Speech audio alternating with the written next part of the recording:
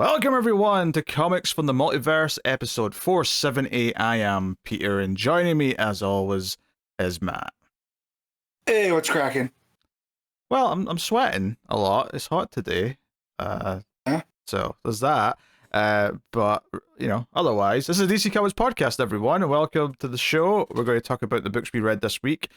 Coming up on today's show, we've got Action Comics 1089, Supergirl issue 4. Green Lantern Corps, issue 7, Batman and Robin 24, Batman Dark Patterns, issue 9, Batman by Gaslight, A League for Justice, issue 2, and we also got Superman the Kryptonite Spectrum, issue 1. Plus, we got a Patreon book, a new Patreon book, what both me and Matt are going to be talking about, and that is Green Arrow, issue 18, so the start of the current Green Arrow run we'll be talking about later in the show. So, plus, Solicits came out yesterday, which I did not know until like right before we got on call, because I just happened to. I'll go check for the news, and literally the headline was November solicitations for DC Comics. I went, oh, there's the news. Thank you very much. There it is. So yeah, we got plenty to talk about. That said, though, Matt, how was your week? Really busy week at work, but I survived. Yeah, it feels like one long day. So when I got to sleep in a little bit this morning, that felt nice.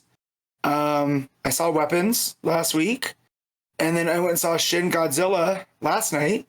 And let me tell you, not the movie I thought it was. So wait, did you not see it before? No. Oh, I completely missed it. Yeah, because Matt had said to me that he was going to go see the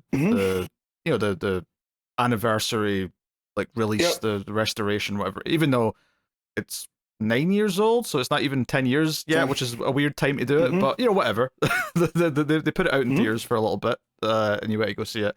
I like Shin Godzilla. I don't like it as much as -1, but it's like, it's not much lower quality-wise. It's a very different take, but it's like a interesting take. Taste-wise, not my taste in the way that Godzilla -1 is. It's still a very good movie, and I just feel it's like the West Wing in Japan with Godzilla showing up. There's a lot of political, machinations, and I feel like if I was a little bit more familiar with the political culture in Japan, certain things would have hit a little bit better. But no, it's still a very well made movie. Right. I felt sorry for the mom and the kid sitting down the row from me, who I think just saw there was a Godzilla movie in theaters. That kid looked bored out of his mind. Oh yeah, this is not an adventure-y Godzilla. I mean, don't get me wrong, the destruction scenes are very well done. There's the big sequence in the middle, which is phenomenal looking, but things that I've never seen Godzilla do. No, so that was pretty cool. You know, it's very different flavored. -1's much more character focused and emotional. This one's a lot more kind of like the logistics and the bureaucracy of how a country would deal with Godzilla, and that's kind of what they're doing there. And they're both very standalone as well. They both don't they're not sequels to anything. They both exist as if this is the first time Godzilla's ever existed. So they're both easy to watch in that sense. If you don't have to worry about any past 28 Japanese Godzilla movies to watch them. No. That's cool. That's cool. It's cool that you finally saw that. Yeah.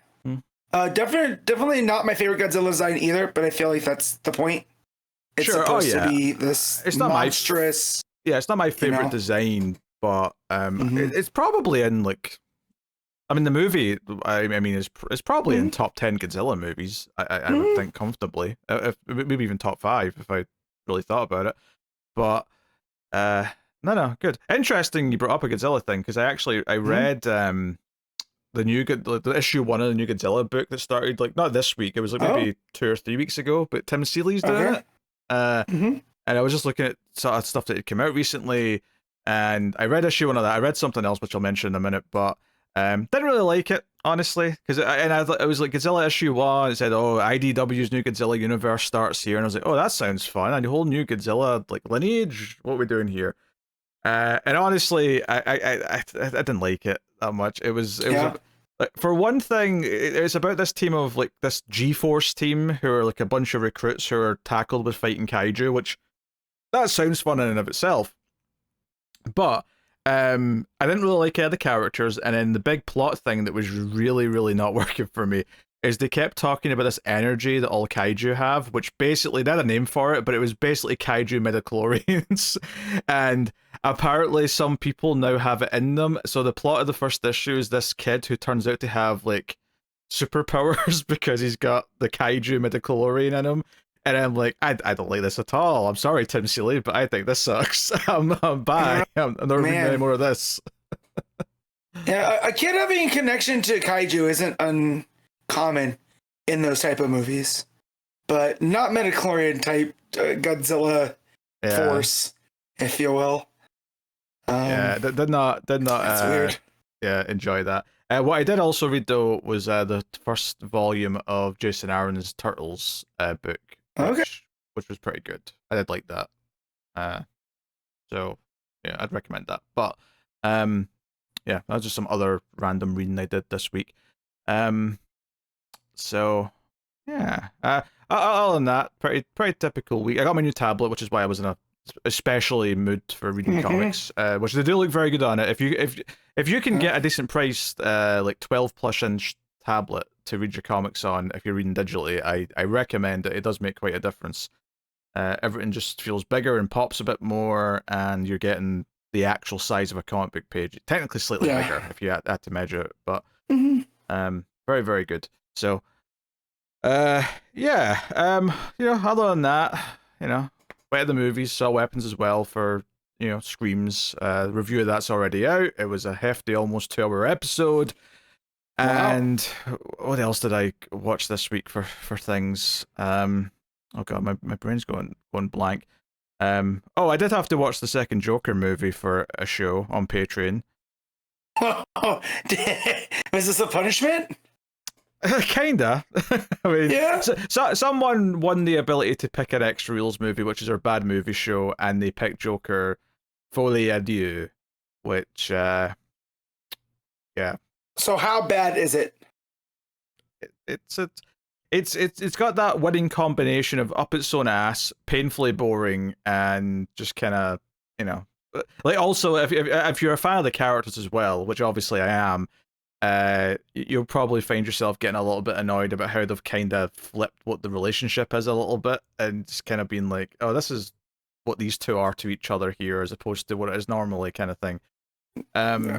But before the record, I want to make it clear. I mean, most people seem to not like the second one. I didn't like the first one either. Just to be just in case anyone didn't know that. I think the first one's highly overrated and also up its own ass. But the second one is even more so of a mess because it's not following the structure of other better movies.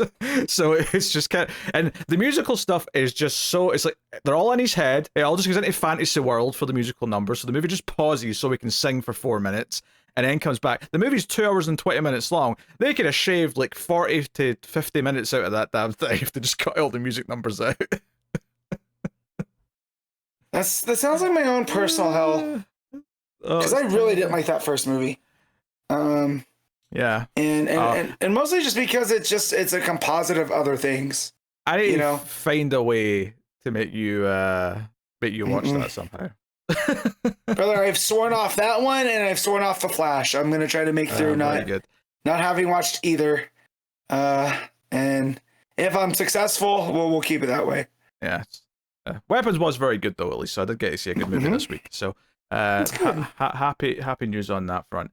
But we got a lot to talk about today, so we'll get into things. We'll start off with the Kindle rankings, the list formerly known as the ComiXology Top 10. Just looking at how the books are ranked, because they're ordered by sales on one of the Kindle pages here. Matt, what do you think is ranking number 1 right now at the time of recording? Okay, so there's no absolute books this week.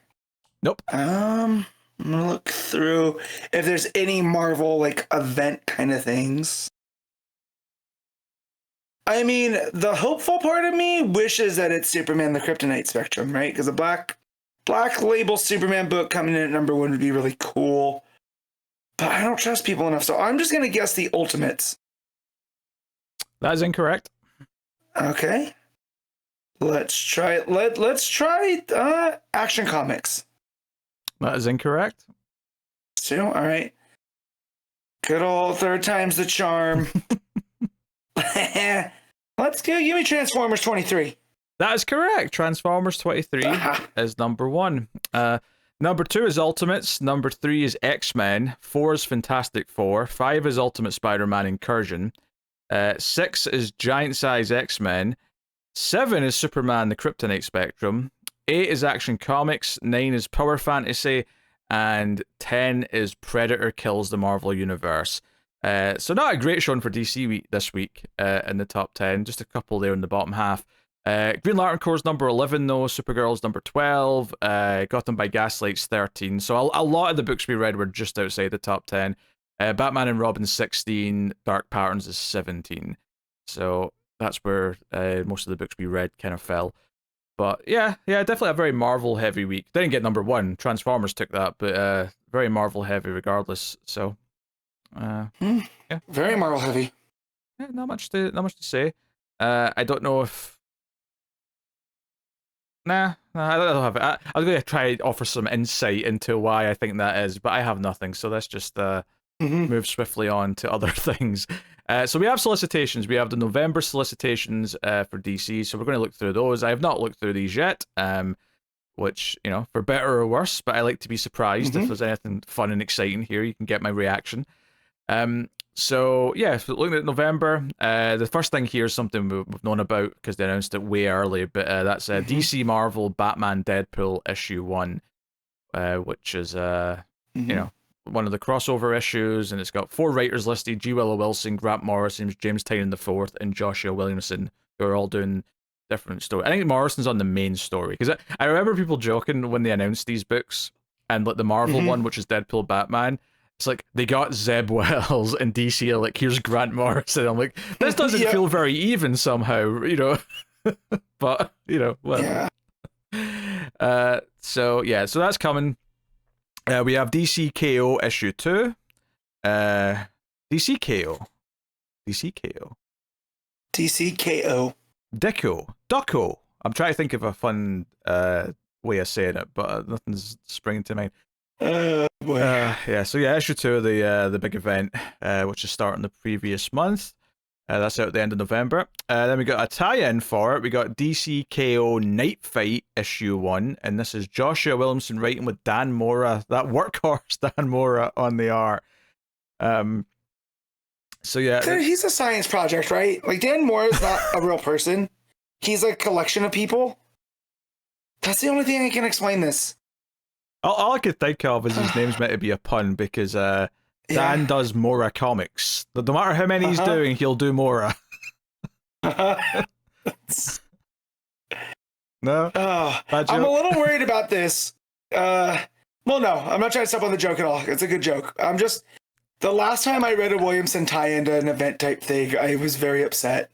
So... a little bit worried about this that I'm going to read because it's Dan Mora art. You know, sure. Yep. Yeah. Plus, it's the part of the event, and it's not like I mean, maybe they'll announce a bunch of tie-ins for December, but so far it's not that much in terms of like extra tie-ins outside of the ongoings. So yeah, experience Batman's epic journey during the explosive event. Dark Knight is forced to take a different path in the tournament for the Heart of Apocalypse. Wait, does that mean he's not in the tournament? He's like fighting like dirty on the outside, trying to like worm his way in. Is that what we're doing?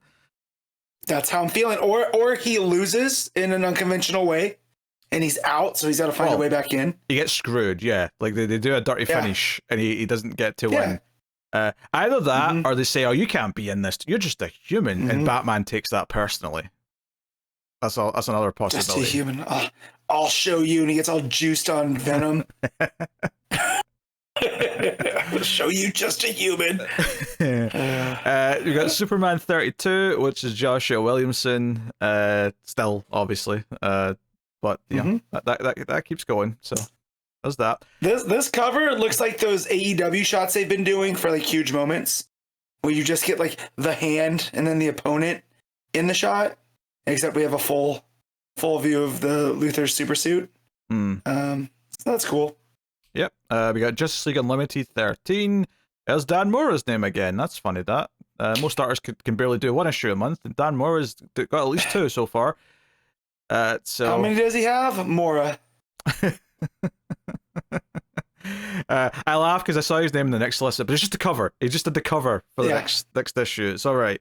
But Flash 27, we've got a Dan Mora cover on there.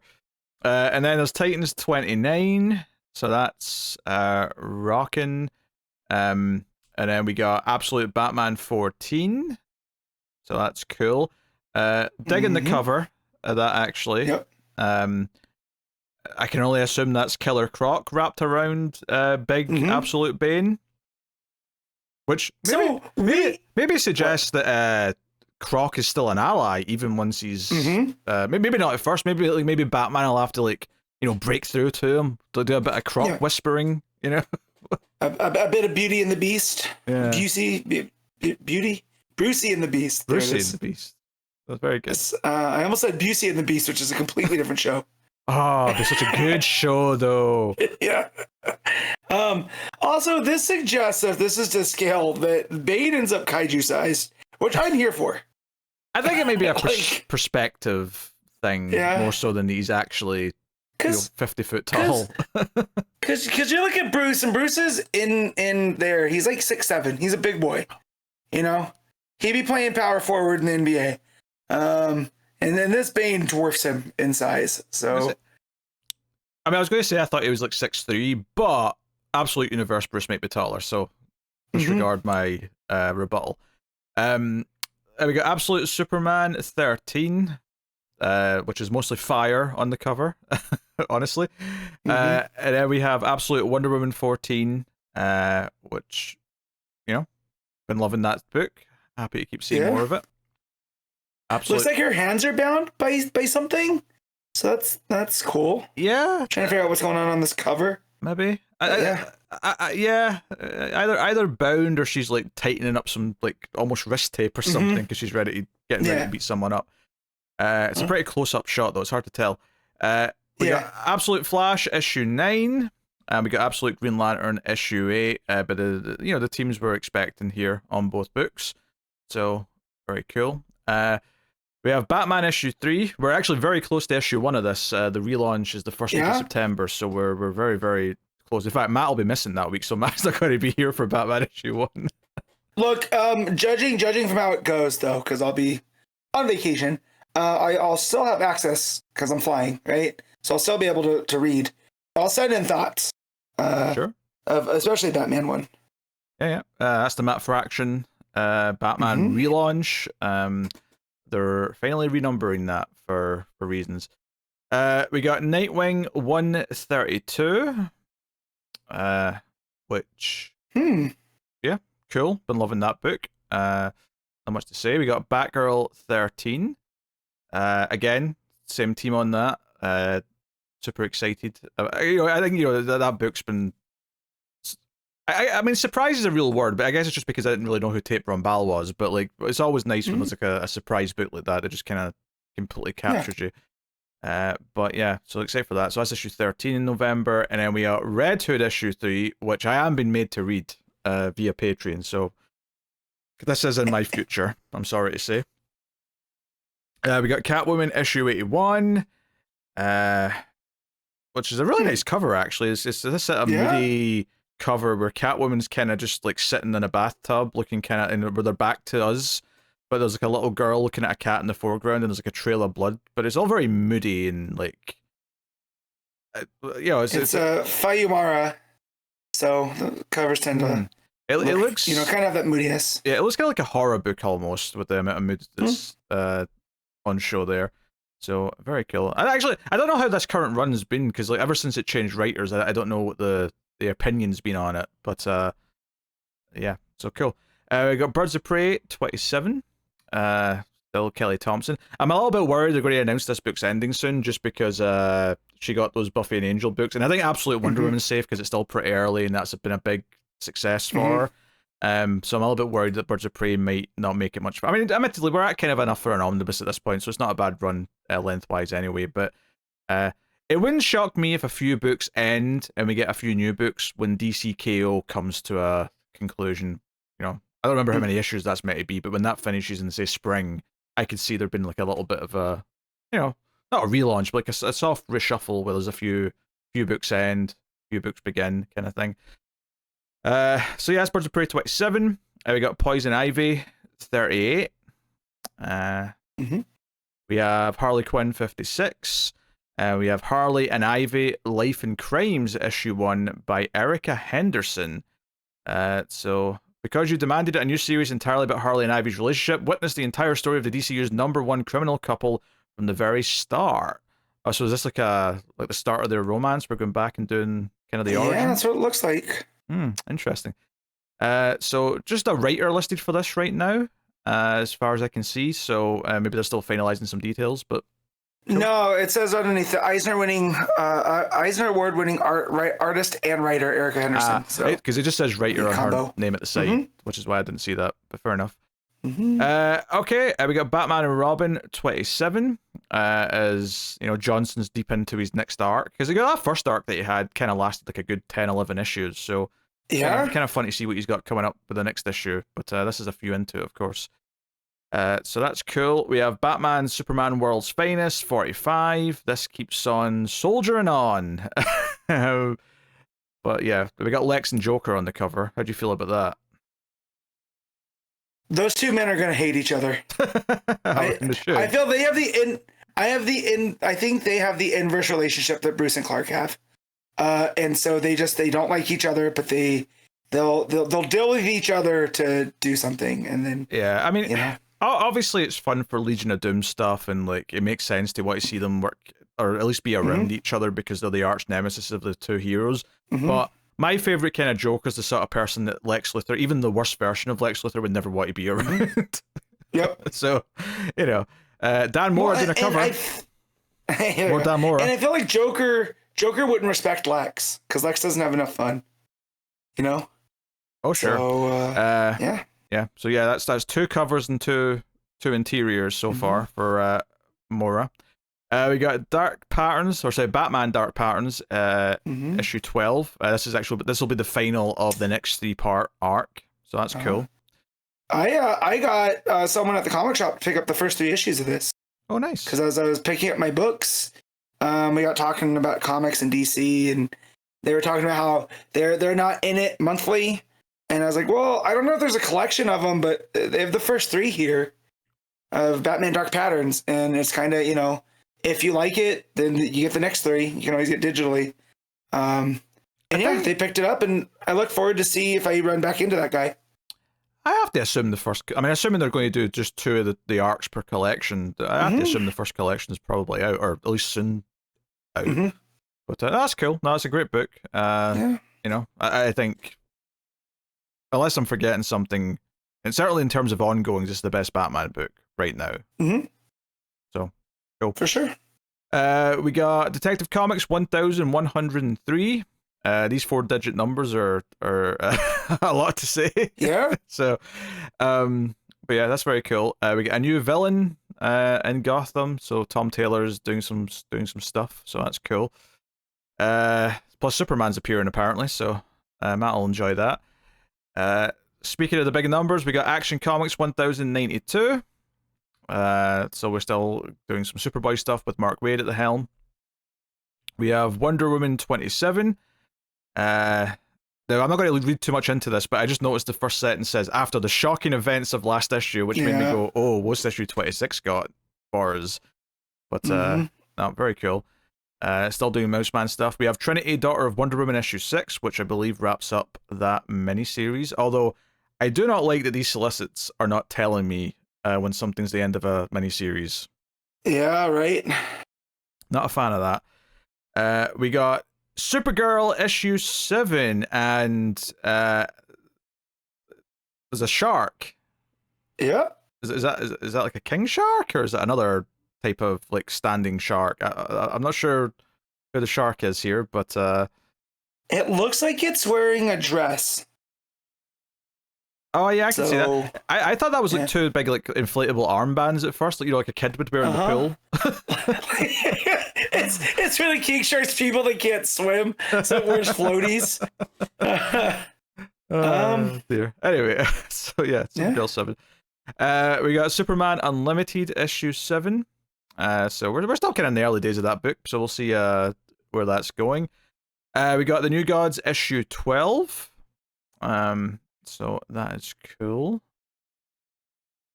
And they're saying this is the finale, at least to the story, if not the book. I think it is the finale to the book. I want to say that we heard this was 12 issues at one point. So yeah, because it's calling it the reality bending finale of Ram V and Evan Cagle's cosmic epic. So, oh man. Yeah, actually, I think I saw someone posted something in the Discord about Ram V saying he was going to be taking a little break from writing when his current projects are done for a bit, just to recharge. Okay. So maybe a little bit before we get our next Ram V book announced. I mean, as a fan of Ram V, that makes me sad, but as someone that likes Ram V, the person, take the break, man. Come back recharged, because one of my favorites. Yeah, for sure. We get Aquaman issue 11, with Darkseid on the cover, by the looks of it. So I don't believe it. We thought this from the beginning. It's taken 11 issues to get Darkseid and Dark Tide, and Bud, Jeremy Adams, I trust you, but not now. Oh, very, very interesting here. Justice League Red issue 4 has cover redacted. They can't show us it because of spoilers. Interesting. When was the last time we saw that in a DC Solicits? It's been a while. It has been a while. So yeah, I mean that's starting very soon. It's starting like next week or something like that. So we'll have some thoughts on the first issue soon. We got Cheetah in Cheshire robbed the Justice League issue 4. Issue 1 was great, so excited to see more of that. We have Green Lantern issue 29. So that's there, as is Green Lantern Corps issue 10. Which also been good. Interesting to note that at least in the credits here in the solicit, Adams is not listed as the co-writer or core anymore. So I wonder if Morgan Hampton's been co-writing them for a while now, and this is like her stepping up and being like, oh, you can just do the book now.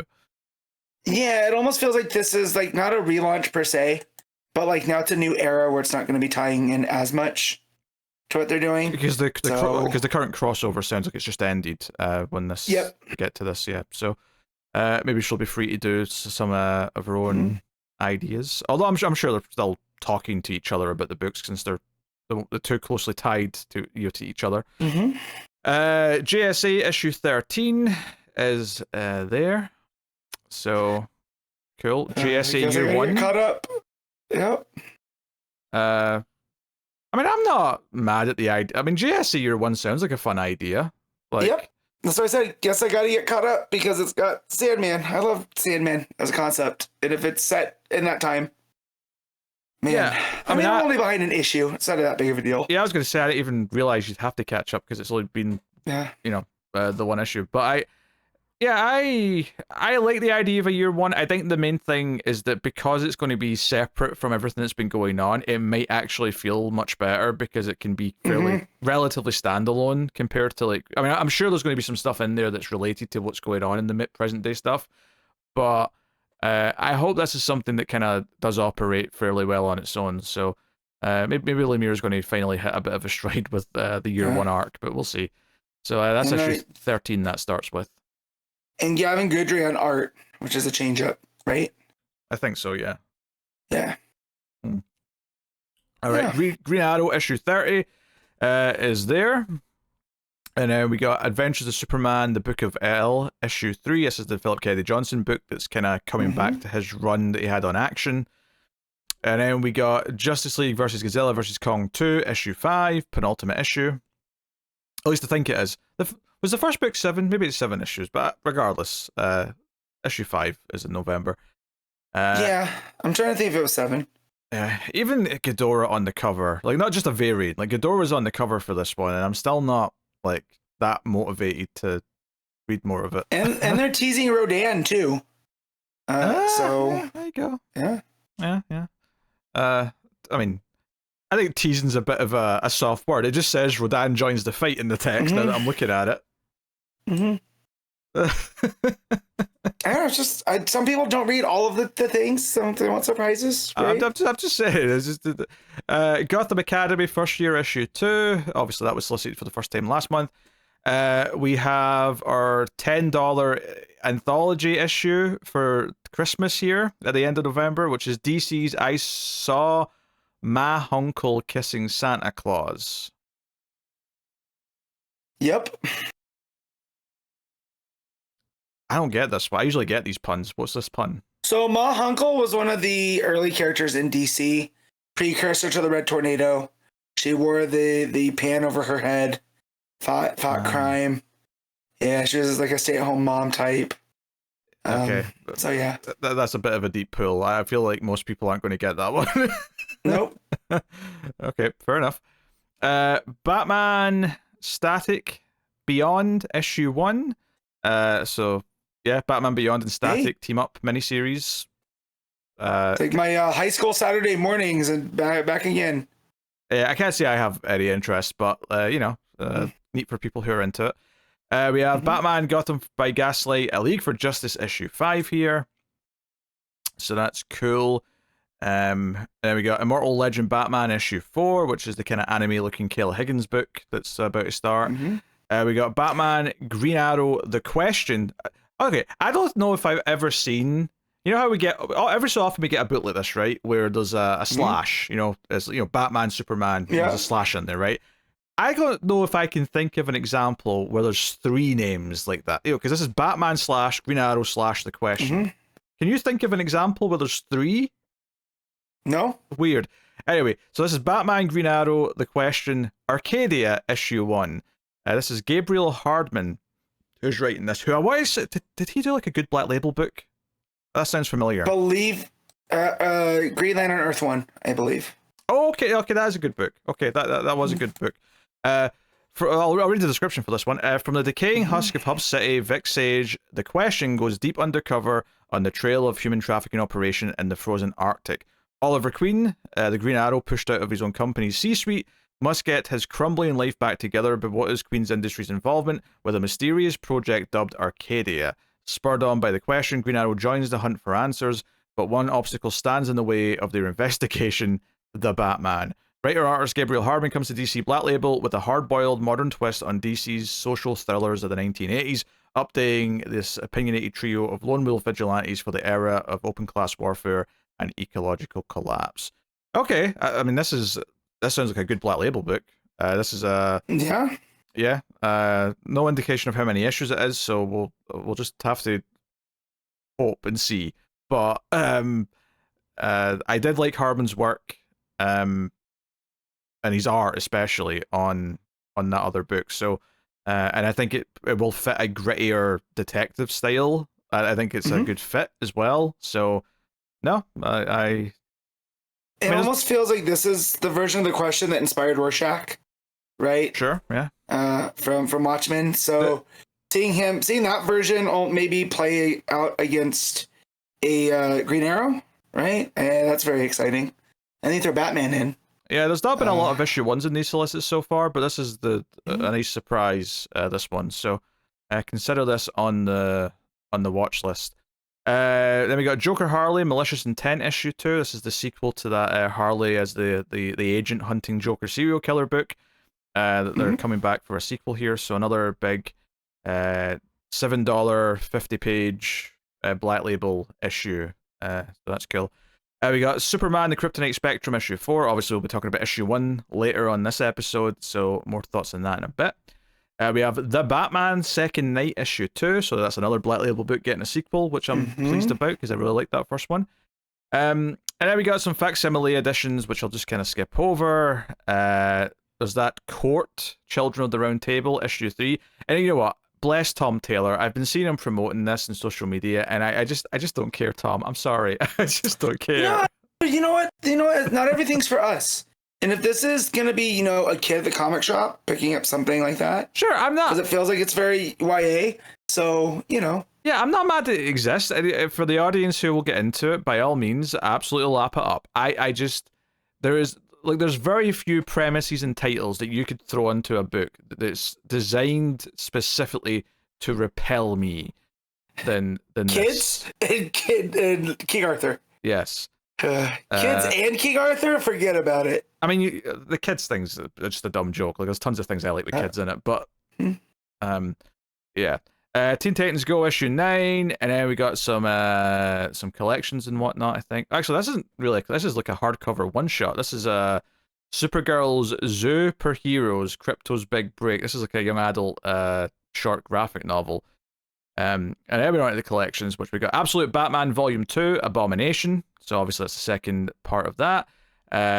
Paperback as well. We got the New History of DC Universe hardcover. We have The Flash Volume 4, Bad Moon Rising, trade paperback, which is the current run. We have Poison Ivy Volume 6, A Death in Marshview, both hardcover and paperback. Again, that's the current run. We have Nightwing Volume 2, Death Trap hardcover and paperback, and that is the current Dan Waters run. Do you know, it's a good sign that that's getting the hardcover and the paperback, because I was worried that Nightwing wasn't selling too well, but typically they only do the hardcover and paperback for the collections if it's something that is selling well, at least in collection, if not physically in general. So I'm hoping that's a good sign, but because I'm loving that run. We have DC Power, Rise of the Power Company hardcover. We got Batman Brave and the Bold, Myth and Mysteries trade paperback. We have Supergirl, Woman of Tomorrow, DC Compact Comics Edition. Not surprised they're putting out new versions of that before next year with the movie coming. I imagine the deluxe might even get a reprint by then, unless it's very plentiful right now and they don't have to. But like, it wouldn't surprise me if they do. DC Finest, The Doom Patrol, The Death of Doom Patrol trade paperback. We got Batman White Knight Absolute Edition, so that's the first White Knight book, issues 1 to 8. We have Batman and Robin by Grant Morrison Absolute, which I think is just a new printing. I'm sure that's been Absolute before. We got Justice League Dark, the New 52 Compendium, so that's a big giant thick paperback of that material. We got Green Lantern Compendium 1 Rebirth, so this is the Jeff Johns run, the first like third of it maybe in giant paperback form.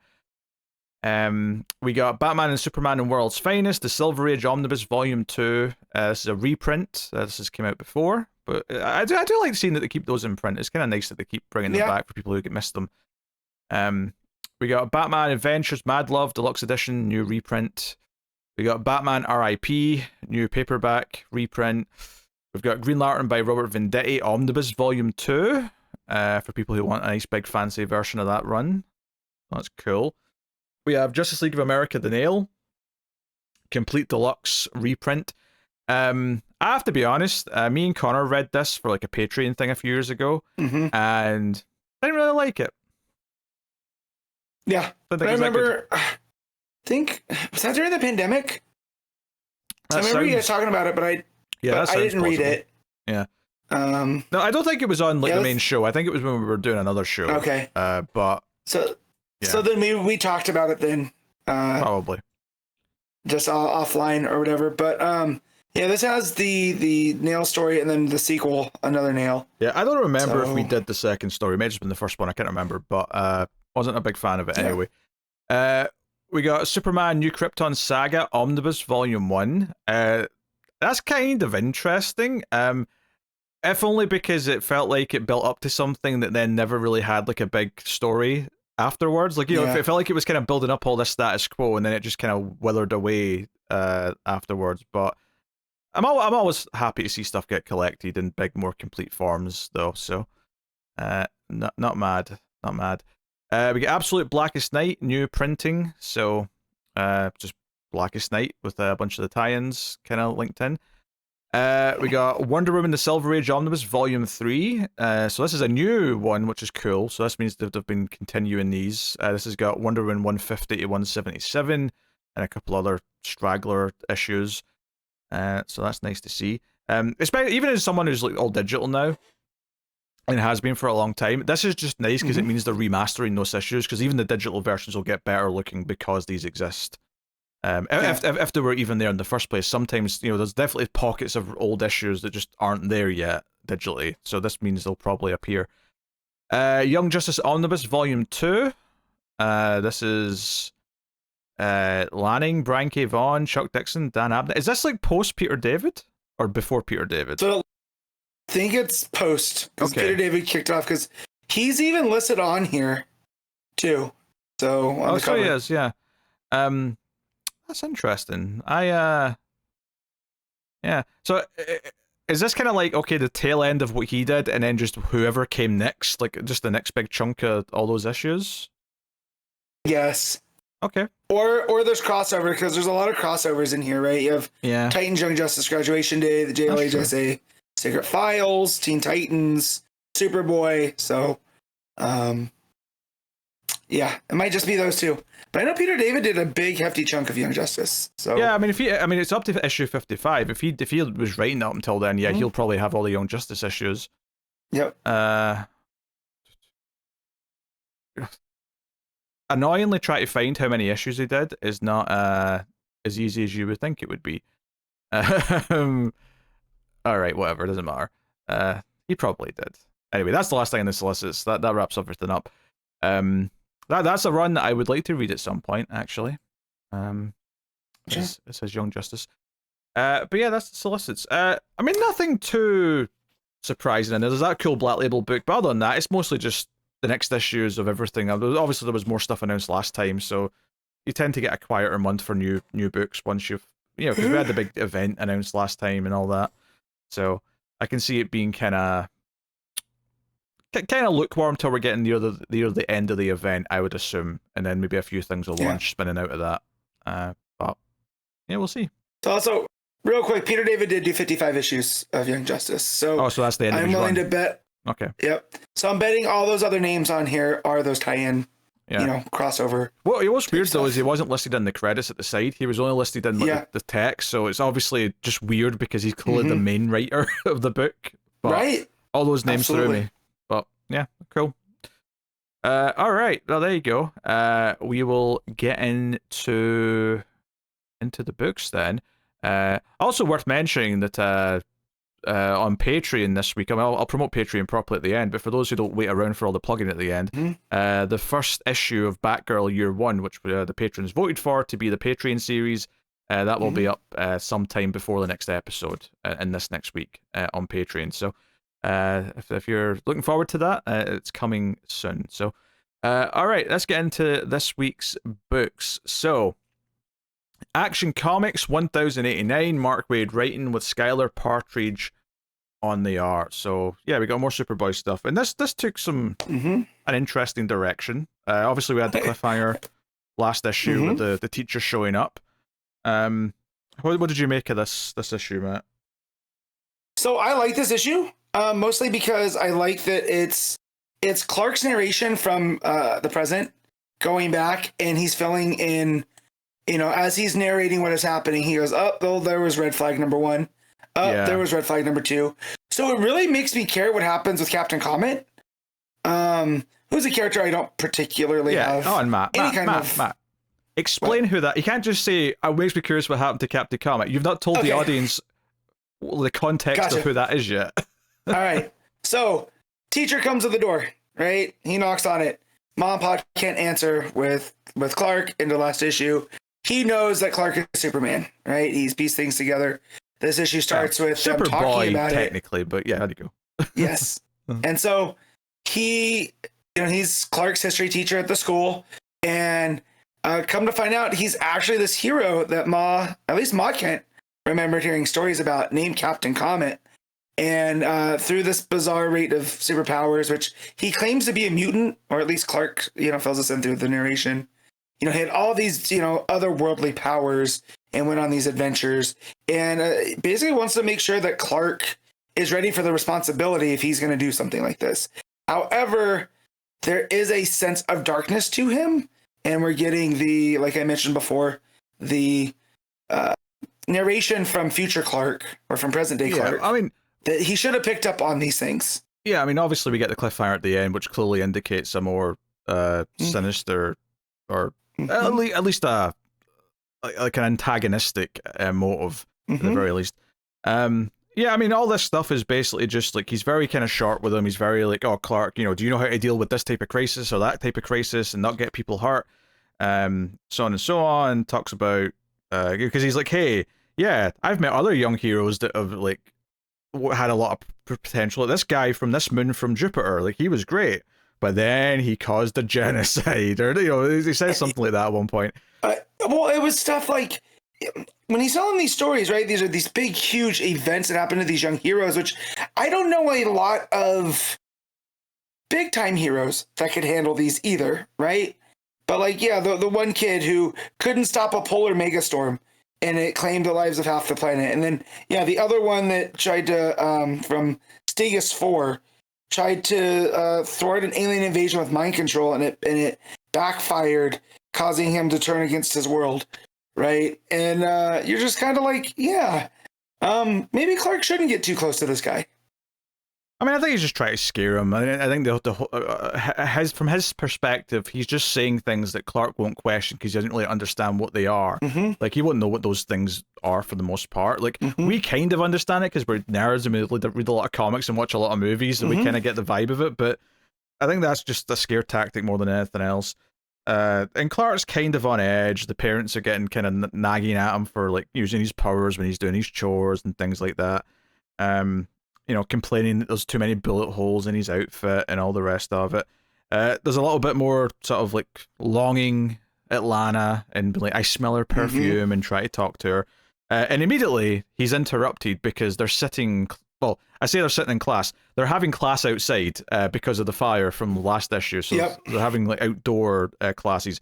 And it just so happens that they're in history. So that he gets interrupted. So this Captain Comet teacher is the voice like there's like, Mr. Kent, are you not paying attention? And kind of starts, and it's almost like obviously to everyone else there, he's just being a teacher, but this is obviously very pointed at Clark. It's like, hey, you need to know these things, so on and so on. So, you know, it's. I think what I like about this book, even though I'm not, I've said many times that I'm not a big fan of like the Superboy idea as a concept, is unlike Waid's World's Finest and even a lot of his Justice League Unlimited so far, is that this does not just feel like we're having lots of like fighting happening with no context. It feels like there's growth. It feels like he's got a story that he wants to tell with young Clark, and we're doing the whole like, will he work up the courage to ask out Lana? As simple as that is, he's doing all the lessons that he's learning, and like the fact that he's maybe going to start to trust this Captain Comet, and then obviously regret that later on. Because maybe he'll have some success. Maybe Captain Comet will give him some advice that leads to like a win, and then he'll think, "Oh, maybe I can trust this guy." And then obviously he'll feel betrayed when the time comes. So I'm enjoying the teen angst part of it. I'm enjoying him like getting bullied a little bit, and him like having to fight back his anger because he wants to punch the bully. But obviously he will kill the kid, so he has to kind of hold it back a bit. There would be pulp remaining if Clark really wanted to. But yeah, just it's dripping with teen angst, right? And we get that all in the, there's a page that's almost all dialogue free, right? Where the bully kind of knocks the stuff out of Clark's hands. And then you see Clark, ball up his fists and all the things still flying.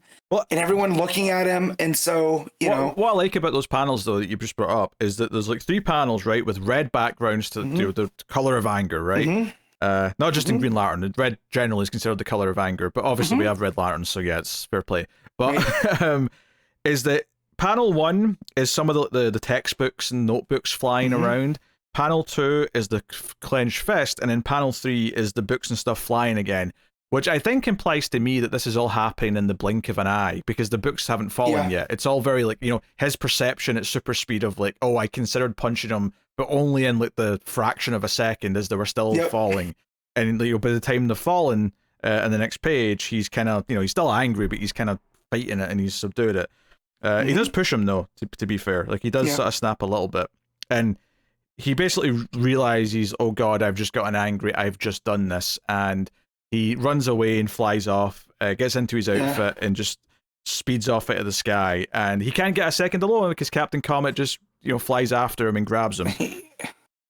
So it was almost you've seen the meme of Superman and Darkseid, where Darkseid has his cape, like he's an income. It's from one of the animated movies, I believe. That's what I kind of felt like for a hot second, where it's like, oh, what is Captain Comet doing? But yeah, that other scene, back with the bullies and stuff, it kind of reminded me of Raimi's Spider-Man when he goes to stand up to Flash.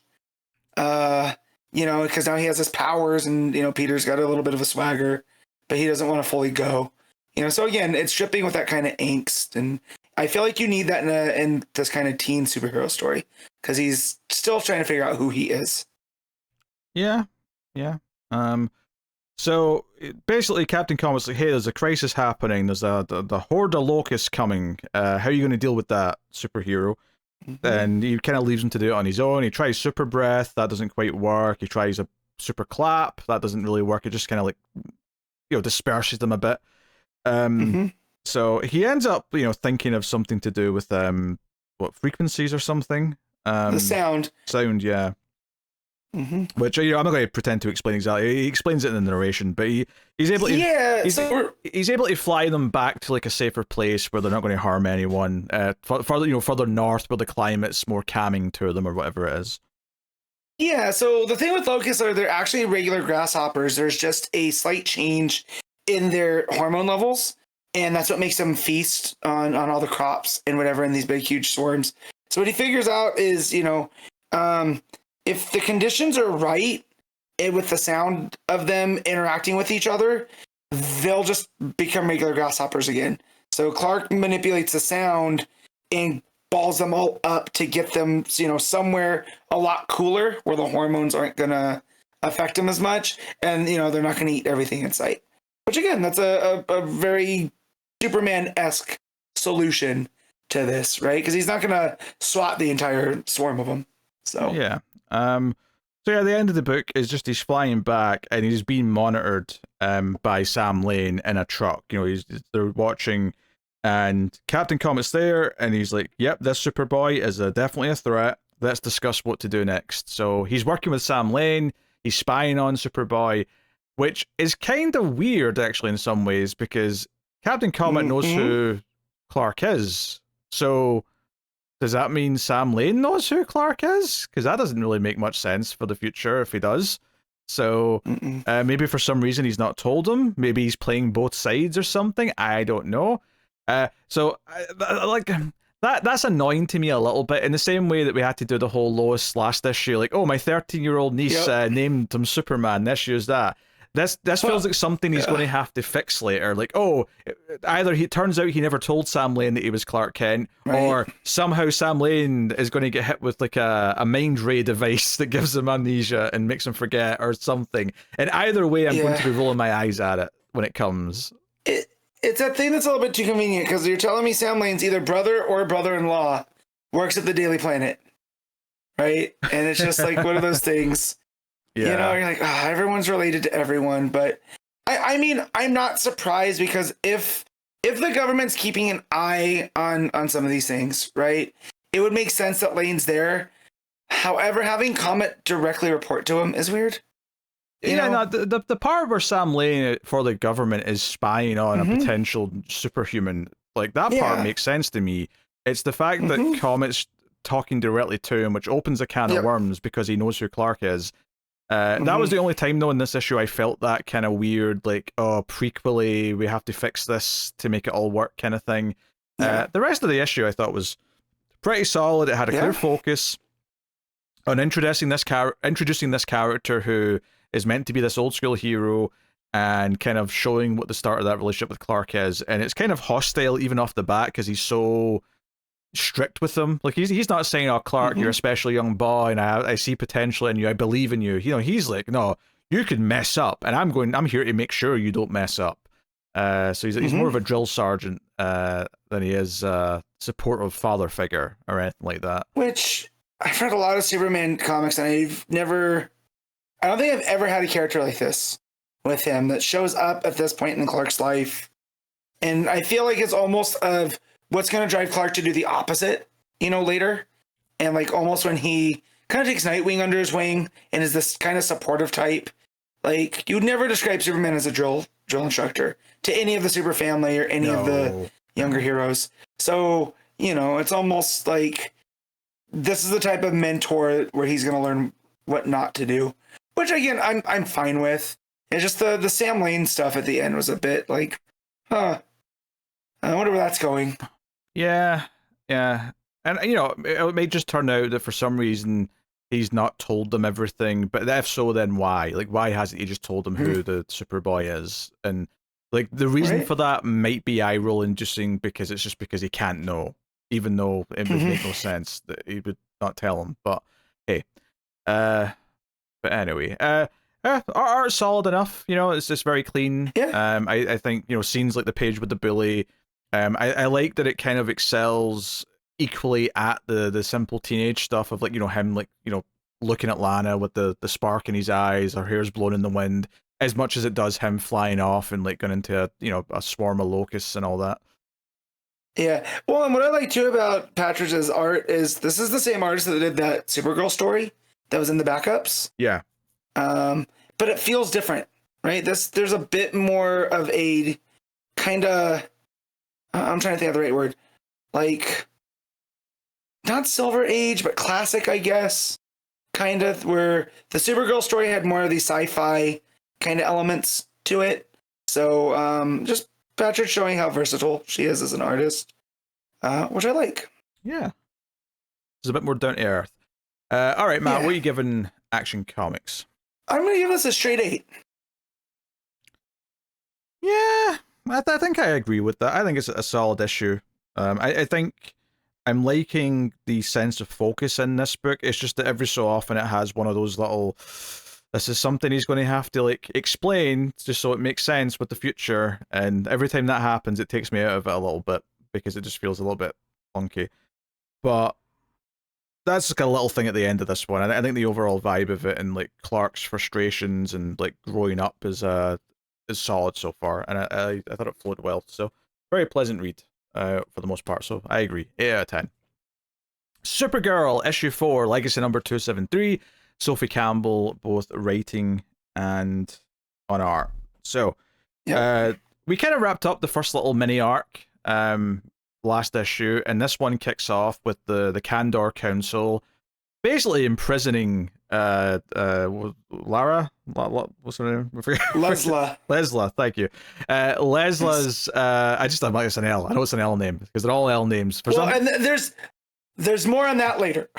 Yes, so someone points out, yes, that there's a lot of L names around in Midvale, as there is in Metropolis around Superman as well, for the record. But both the person that Superman wants to kill and screw are both named LL. So, no, that's okay. There's fanfic where they're one and the same, Pete. There's fanfic where they're swapped as well, I'm sure. Yeah. But yeah, so she's getting, it's like, oh, you're sentenced to 10 years, blah blah blah blah. Like, they're really, like, laying it on thick. And Supergirl is thinking to herself, no, I can't let her, like, you know, I failed her. I think she has potential. I want to step in here and stick up for her. And she does. So Supergirl, you know, when they basically give her community service in Kandor, she's like, I patrol here every week anyway. I'll keep doing it, but, like, you don't have to, like, punish me. But she comes up with an idea for, like, okay, how about you put Lesla on probation under my, you know, tutelage, right? Like, I'll look out for her, I'll train her, she can sort of serve time with me. And they basically say, okay, you know what, that's a fine idea, but she's banned from entering Kandor for the foreseeable future.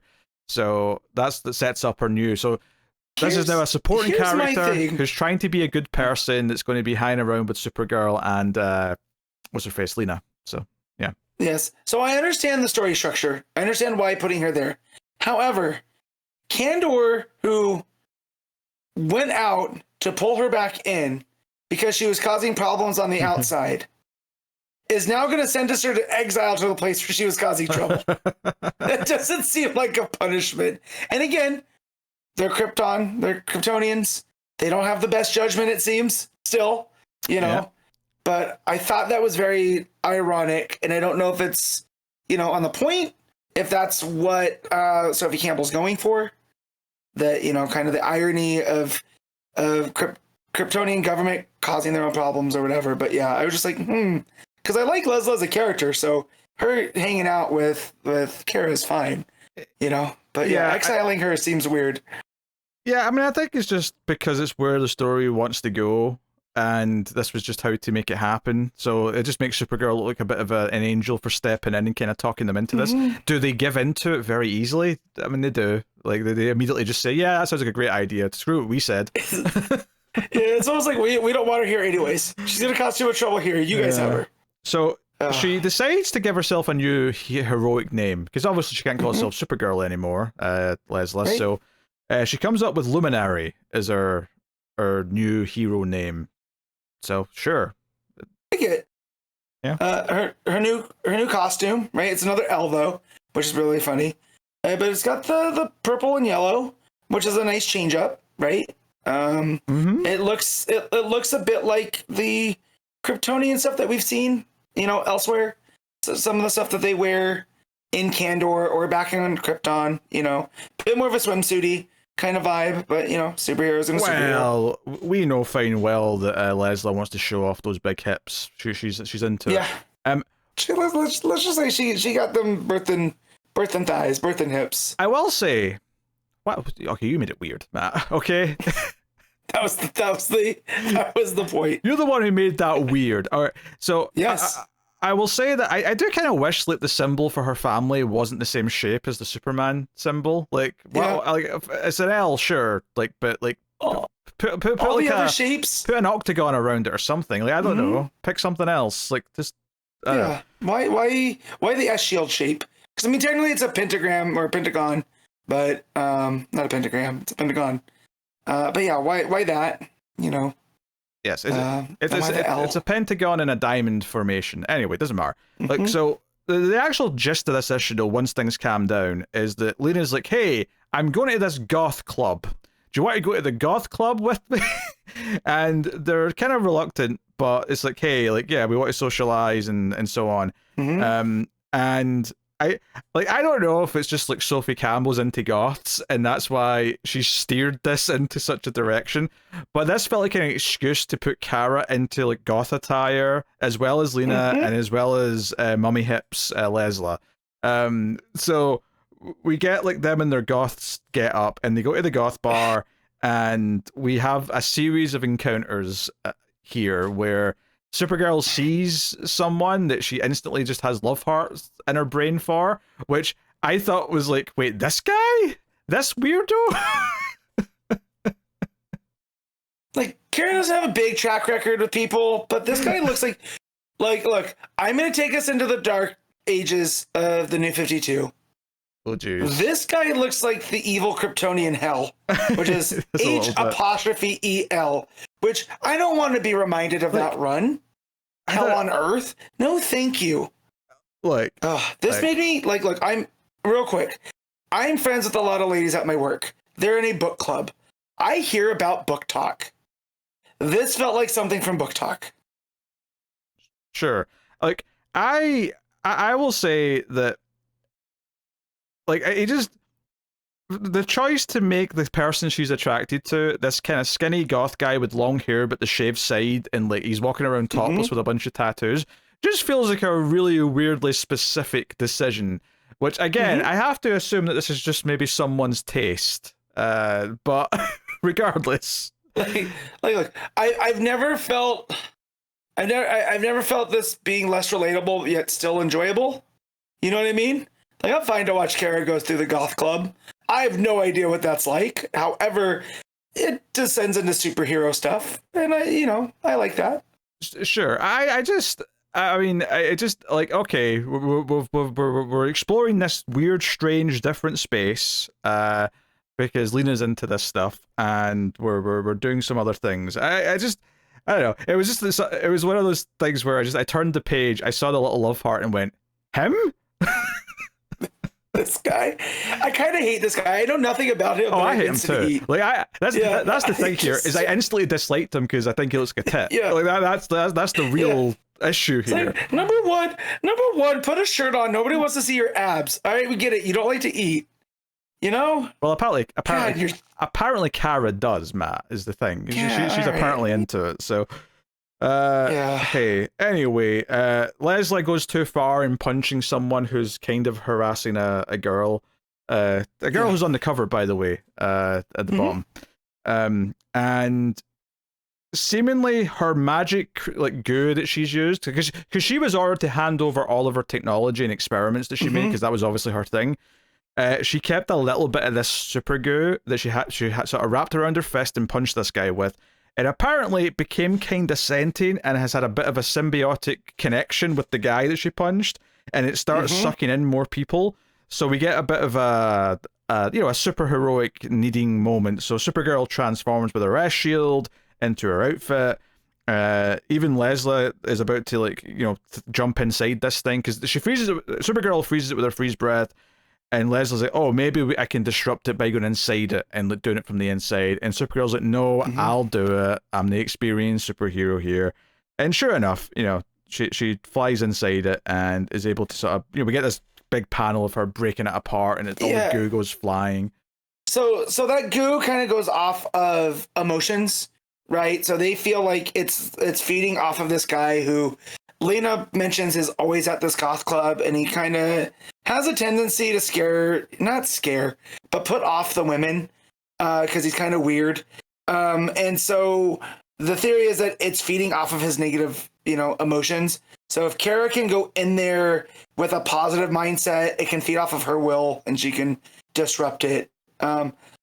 Which led to a very funny scene for me where she flies in and, she's talking about how she, the people of Midville are her responsibility. I love them all. And then you turn the next page and it's this big goopy monster just saying, "Where did all the ladies go?" Typical.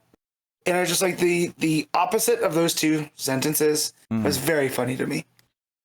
Yeah. So yeah, they suck up all this goop that's now lying around inside the place with like a vacuum that Lena has at the ready, and she's a Luthor. Yeah. So they do this whole thing. So the redheaded girl that was being talked to by the guy, they go up to her, and she turns out to be Luna Lustrum, which sounds like some reject from the Harry Potter universe. I'm not going to lie. But they make a little joke about another L name, and the cliffhanger is that a little bit of that goop is still outside on the ground, and a cat comes up and starts licking it. Now, does that lead to a cat goop monster next issue? We'll find out, I guess. Seems like because the eyes are turning different colors, right? But yeah, but I'm just wondering if it's a sort of cliffhanger that will ever be followed up on. This feels like, to me, this could be like the little tease at the end of a horror movie that never leads to anything. Yeah. It's just like a little, hey, it's still out there, dun dun dun, but we're doing something else next time. Yeah. And also, Leslie's picking up on some psionics from this Luna that she doesn't seem to realize, right? She's almost surprised. Yeah, we see that earlier. Yeah, we see that earlier in the issue. She's got little waves coming off of her head when she's being spoken to, or when she's reacting to stuff, and it's kind of an indication that there's something going on with her. She's not just normal. Yeah. So I guess we'll explore a bit more what she is next issue. So yeah. Definitely a different vibe for this book that's already been kind of different. But I really like the character work here. I like hanging out with these characters, no matter where they are, and giving more characterization to Lena. That's not just, oh, I'm Luthor's daughter that was given to Brainiac. Yeah. Her doing stuff in Midvale, having interest, going to the goth club or whatever, and dragging her friends along. I like that. Yeah, I'm cool with fleshing her out with some interest. I did think that as much as I was making fun of it, the excuse to draw these characters in some goth outfits, was at least a funny visual. So, it is kind of funny though. I appreciate that we're dealing with the town, and I appreciate that we're doing this thing where Supergirl's I didn't even know the town had a goth club, and it's because she thinks it's new, and she's like, no, it's been something for 10 years, right. So you just didn't know about it. I'm liking that stuff. That said though, I do think that this issue definitely felt like a bit of a pivot from the previous issues, and I'm curious to see how I feel as we start to settle into what the book's going to be sort of long term, the sort of things we're dealing with. That said though, obviously going to this goth club was all about meeting this new character, and next issue will elaborate on who she is. So I'm curious to see what that plot is. So I had a generally good time, and the art is pretty fun. I would describe it the way that it is kind of exaggerating certain details and expressions, and as we said, the mum hips on Leslie does make it feel like it's it feels like Campbell's having fun with how she draws things, and That feeling comes across when you're reading it. Like you feel that fun sort of coming through the art. Yeah, and all the characters are drawn with a different silhouette, right? Which is nice, right? So they strike a certain feature. Like Kara's not drawn like Lena, right? Despite being kind of similar there. So I do like seeing the variance in a book like this, right? Because it's a bit of that, more of a cartoon kind of vibe. Which after all we talk about all the house style and all this other type of stuff, how different it is from that is makes this book at least interesting to read. Yeah. So I mean, if nothing else, I will say this: like, even if not everything completely clicks with me, I do feel like as I'm reading it, I'm getting like the. I mean, I was going to say writer, but in this case, it's writer and artist because Sophie Campbell's doing both. I feel like I'm getting a lot of that person coming through. Like, even though I don't know who they are, I feel like I feel like I'm learning things about this person just through how they write this book and the sort of things they're putting in it.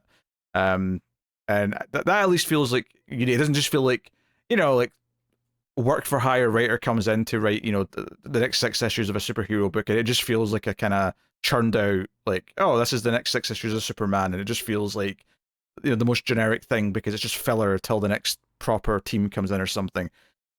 That's the extreme end of the other side, but I get what I'm trying to say is I feel the creator's personality coming through at all times, for better and maybe a little for worse at times as well. So take that for what you will. All right, what are you rating Supergirl for, Matt? I'm gonna give this a 7.5. Yeah, I think it's a 7 for me. I think it's got some dings and it's got some things that I don't love, and it's still obviously very wordy in some of the thought bubbles and stuff. But I think it's good though. I think it's generally pleasant to read, and like I say, the personality comes through. So that is Supergirl. Green Lantern Corps issue 7, legacy number 110. Morgan Hampton and Jeremy Adams writing, with Fernando Pasarin on the art on this issue. So this was an interesting one to go into because the last Green Lantern issue was the start of the crossover, and that issue ended with the Grey Lantern, or the power battery, coming online and sending a shockwave of basically anti-emotion throughout the universe. So I was very curious to see how they were going to handle that in this issue, or the issues afterwards. Now the colors are definitely muted, right? And something you'll notice is that the very last page, there's finally something that has vibrant colors, and it really pops because it's not black and white, there's still color, but it's very muted color. So that last page really pops when you see what we get to there. Yeah, well, and all of the stuff with John's ring, that is his mom. I forget, I'm drawing a blank on her name. I can't find it on the page. Everything mom, with her is very, the mom. Everything with that is also very bright and green to make it stand out.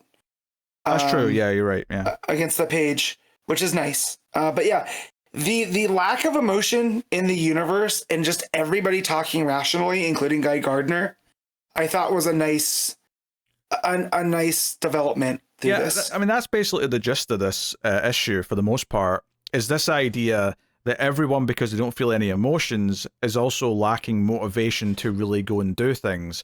And we see that everyone, we see Jess, we see Guy, like you say. Guy's not his usual self. Jess isn't her usual self.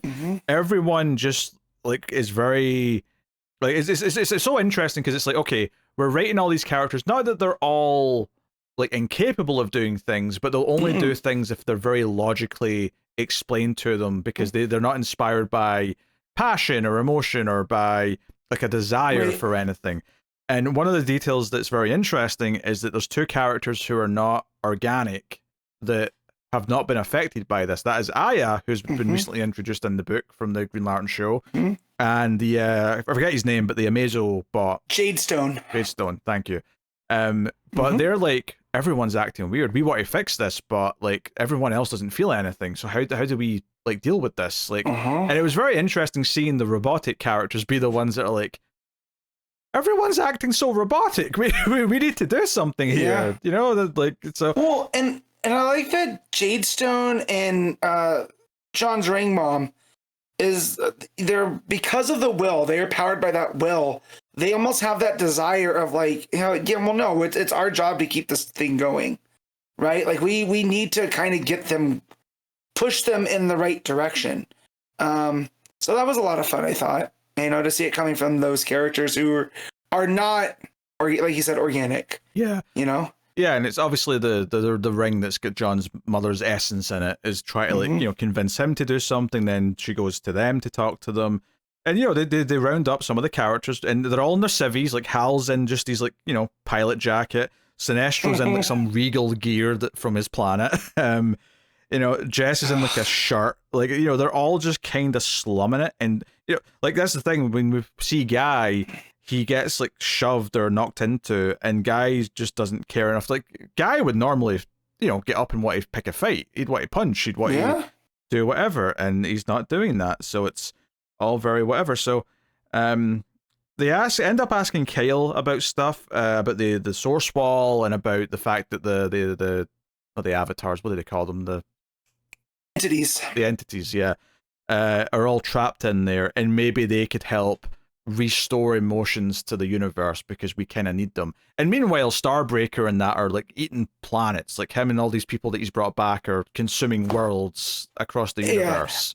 I'm gonna show my ignorance here. I didn't realize the Starbreakers would grow too giant and actually eat things like Galactus. So that was, I was like, oh, is this just a representation of them sucking the life force? It's like, no, it seems like they get giant and do these type of things, which I like a big giant threat like that. It looks cool. Yeah, plus it's a ticking, well, not a time bomb, but it's, you know, it gives us like a reason to like want to move quickly, right? So it's giving us like a big threat that's killing everyone, and it's a whole thing. So, you know, like I think this is all like really good continuation of all the ideas of this crossover, this event, whatever you want to call it, that we've been building up to for quite some time. In the book, across both books. So, you know, they go to the source wall, right, and it's like a whole thing, and again, it's very muted colors and, you know, all the rest of it. But Starbreaker is also like aware that they're on the way to the source wall. So there's a bit of a race to get there. But yeah, on that final page, when we see all the entities, like they are fully colored. They're very vibrant. It's like this big moment, and because it's been so muted throughout the issue, like you said, other than that one green ring for a few panels, those colors really pop. And because it's all 7 entities, you get all the colors. You get vibrant red, vibrant blue, vibrant yellow, green, orange, so on. So really dig that. It was a really nice visual touch because it really felt like a big change when you get to the last issue. But yeah, they say that they've been waiting for the lanterns to come and get them. So yeah, and it's also why kind of they've been in a spectrum and everything's been wonky, right, with the powers, because these entities have been reaching out past the source wall, which I didn't realize that's where they had went, because I didn't read that era of Green Lantern at that point where I guess Kyle had absorbed them all to get the power of the White Lantern. Yeah, there's an editor's note about Kyle putting them there, and it was all to do with his White Lantern stuff. Yeah, and all that stuff. And so they've been trying to reach back on. So that's when Carol had seen the Predator, it was just a projection. It wasn't the real one. That's why it was a little bit off and weird. So they've been calling to these people to come and free them. Yeah, well, that projection makes sense if they were reaching out. And obviously, we assumed that everyone manifesting emotional powers from the spectrum was just because the power batteries were destroyed. But and that may still be part of it, but certainly it seems like, no, them reaching out were spreading these emotions throughout the universe, and that was, you know, causing some of these problems. So I'm kind of excited to see what we're doing there, because I wouldn't necessarily consider these entities to be allies normally. They're kind of very, if not outright antagonistic, they're at the very least very neutral, like Godzilla, where they just, you know, they're very much like they serve what they are, and they're not interested in right or wrong. Yeah, I feel like the blue and the green ones are more they're less neutral, because they've had more to do, like the blue with everything with Hope and all that type of stuff. They're perfectly fine to help. And then Ion, I mean, Kyle's had the Ion power before that has driven him to go do things as the Torchbearer. So, and then of course you've seen Parallax, right? Have his own also type of deal. So because they're all taking forms of different like animal types, even though they're not real animals per se. It's very Power Rangers. Like if this was like, you know, all the Rangers were going to get Zords of all these, and this was all the colors, like you could see it. Yeah, so that's fun for sure. And I've always had a soft spot for you know, these just concepts of like, of course, Rage looks like this big bull, right? Because as we said in another we're talking about other things. You know, red is that color of anger, right? And bulls see red. So of course the anger entity is this big bull-looking creature. So yeah. So yeah. Not an actual bull, but yeah, similar to a bull. Yeah. You know, and then and Parallax looks like, you know, that big insect, scary looking creature, brings fear and stuff. So yeah, very, very eager to see where this goes, because now I feel like maybe with these powers we're gonna see some giant, you know, maybe Power Ranger like thing where they're imbued with this power and they can fight the gigantic Starbreakers. Oh yeah, what if each of these characters who came here all get like one of these entities inside them, right? And maybe that's why it's good that Sinestro's here, because like he can take the yellow one because he's used to dealing with that energy and so on. Yeah, or something like that. And if I remember right too, during the John's reign, didn't he end up with the Indigo? And that's how we found out how the Indigo power worked.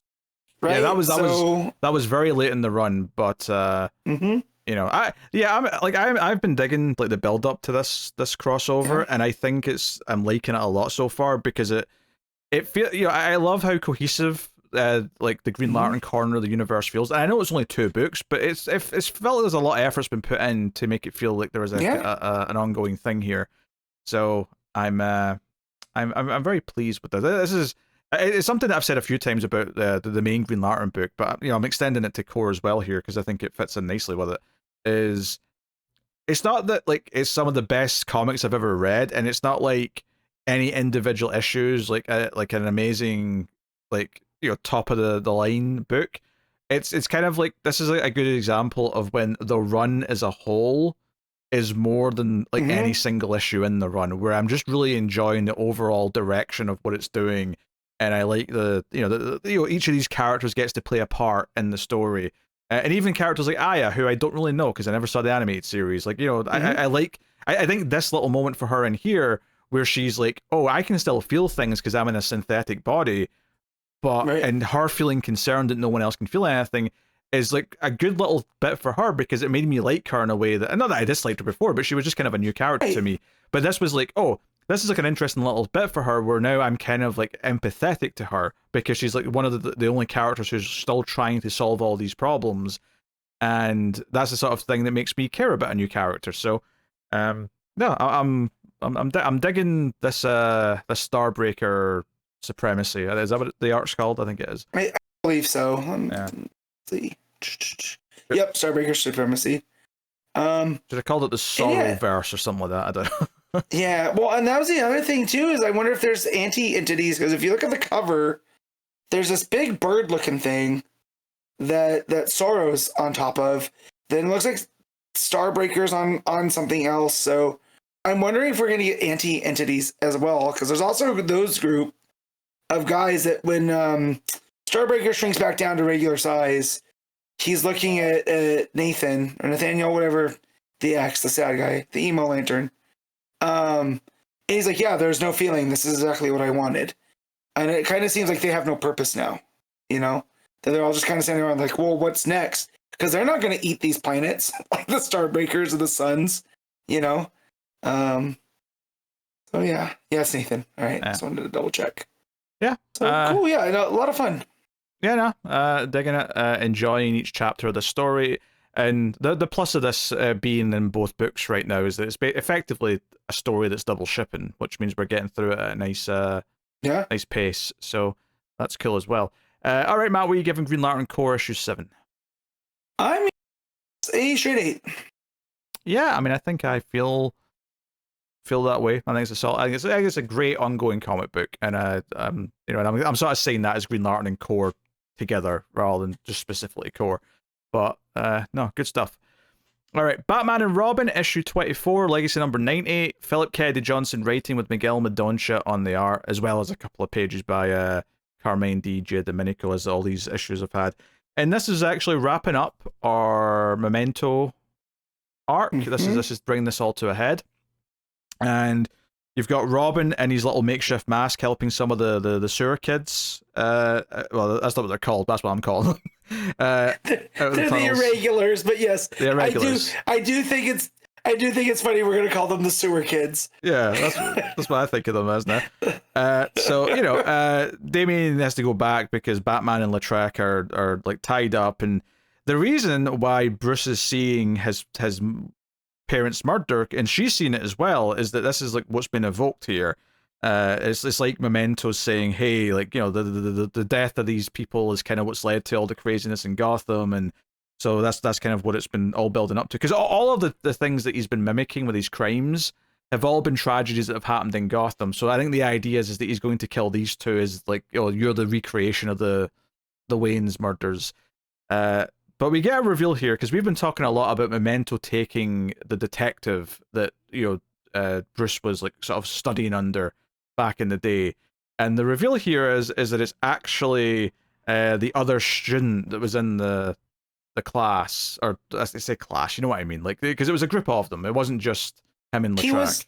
He was an actual officer, right? That was with the professor. Oh, right, sure, he was an actual officer. Fair enough. Yeah. He was an officer with them, and he went missing after the Bly thing happened, you know? Yeah, and he set a bunch of evidence in the, you know, in the Blythe, like, apartment and stuff like that, so that it would all look like him. And it was fairly misleading. Yeah, I mean, I think my only critique of this is that I barely remembered who this guy was. So I was like, okay, yeah, I think I remember this guy being around, but it wasn't someone that's been in my head a lot as we've been reading these issues. But it's like, no. So Blythe's actually just, you know, like, he wasn't the one that was taking over. It was this guy instead, and he's been doing all this. So yeah, we get a lot of crazy art of, like, you know, Memento with all the arms coming out of his back and all this red light of the visions of Gotham crumbling around them and all that stuff. It's all very good. So it was reminding me of Indiana Jones a lot. Not just because not just because Lautrec and Bruce are tied to the post, right? But just where the story goes, where these things happen that are kind of inexplicable, and Bruce just has to kind of accept them as there are things even beyond Batman, right? And it just kind of goes into that thing with Indiana Jones where, you know, you got to trust that closing your eyes is going to work, and there are things beyond him and his understanding of history. And, you know, I don't want to believe that that's an accident by Johnson here. So, you know, those are the vibes I was picking up on. Yeah, I think you're bringing some personal stuff to that connection, frankly, but that's okay. Yeah, but Batman, like, she hears a sound and she's like, what was that noise? And he's like, oh, that was my, was it carpal metacarpal? I have a hand free. And so he's trying to, like, break out. But there's a great bit here where they're still, like, down there and Memento's, like, threatening them with a gun and whatnot. And Robin is, like, up, like, almost doing, like, a Dark Knight Returns style pose in front of the lightning that's happening down here in the red skies. So, like, Robin's coming in and, like, Batman's like, oh, we have to be ready, like, to help Robin when he gets here to, like, free us. And sure enough, like, Batman actually grapples Robin's arm when he gets, like, sent flying over the giant opening that's now formed in the ground. So yeah, lots of big, like, action here. The art's really, like, singing quite a bit in terms of doing lots of crazy big action moments. And then ultimately, it's actually, like, seemingly, because I mean, obviously with the reveal earlier on that Blythe wasn't the one that was, like, overtaken, I think I just assumed, oh, he's dead then, and has been dead for years. Yeah. But he seems to show up here, and the big moment is that he shoots Memento in the face, and that, you know, breaks the mask off. Yeah. And lands on the ground, and we get this panel of what seems to be Blythe, who does not look red. So everyone behind them's like all these red ghosts, effectively, like the visions we've been seeing throughout the entire story.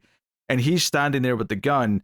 That said, though, his lettering is notable. His lettering is not that of a normal person speaking. It's got kind of a creepy, you know, ghost like vibe to it. Like he's from another realm. Not another realm, but like he's detached from our reality, right?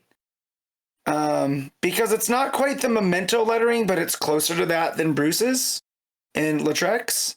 Yeah. So I mean, the way he kind of talks, he says, like, I've crossed oceans in this hellish place. It kind of sounds like he went into like this other hell dimension or something, and he's been there with all these ghosts for all these years. And he's, like, popped back out, picked up the gun and shot him. and then all the red ghosts like charge at him and like basically dive him down into the giant pit where there's a giant tentacle looking Cthulhu thing at the bottom. So yeah, lots going on here. I almost like look forward to reading this again from start to finish in one like or two sittings to take it all in, because I feel like there's a lot of like weird little details here that I'm like wondering if they'd pay off even better if everything was fresh in my head, because there's been a lot of moving parts to this storyline. Well, because all the people that are there, right? Some of them are recognizable in that they're the victims of Memento, right? You have the cultists there on the right. Yeah, they were the ones that he claimed when this all started. And we got the backstory. So it's like, are these guys really here? Did Bruce see these red ghosts charge after Memento, or is this something that only Bly is seeing? Right? Is it something only Memento's seeing? It's a very good question. It's a very good question. Are these red ghosts actually there physically in some form, and are they actually physically charging this person? Honestly, I find that very tough to say, and like how much Batman and the others like perceived that. But afterwards, like Batman basically admits, there's things that are, like you say, beyond him, Teletrack, and he just kind of has to trust various things. But obviously, it's kind of frustrating reading that though, because that's kind of what we were saying the entire arc is like, Batman, you've seen supernatural things. Why are you so insistent that this isn't supernatural? Right. But he's like, hey, if it was just Daniels all along relying on urban legends and hallucinogens, he's dead. And if Memento is real, which he seems hard to dispute at this point, then he's now deprived of a host because now Daniels is gone. So he's still kind of like both sides in it a little bit and saying, maybe it was just a bunch of hallucinogens and like we were all just like super high on this poppy. Yeah. But basically, they have a bit of a nice moment here at the end where he thanks her for helping, and she basically says, that Damien, she doesn't know he's Damien, of course, but she's like, oh, Robin remains.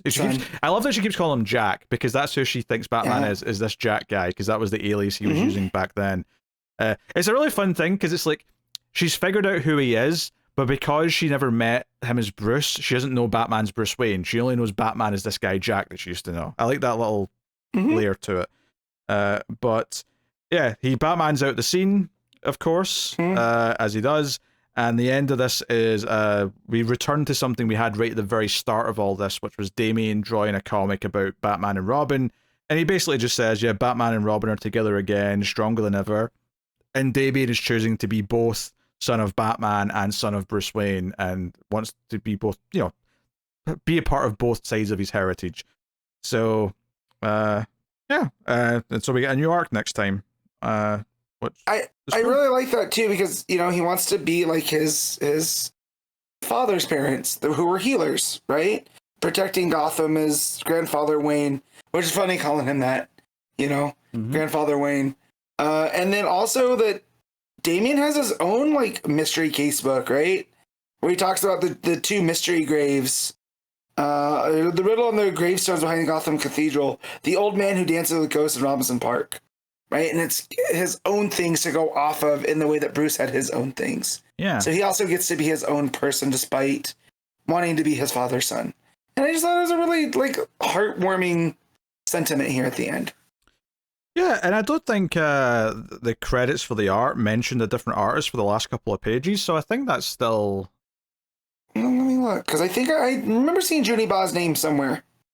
Oh no, it does. Sorry, it's on a different line. That's my fault. Because I saw the G. Domenico credit, but yeah, you're right. The line under that's Junie Ba for the last few pages. I was about to say, God damn it, what's his face? Mendonca really changed up his style for those last few pages. But yeah, fair enough. That makes more sense. No, very nice. It was a solid end to the arc.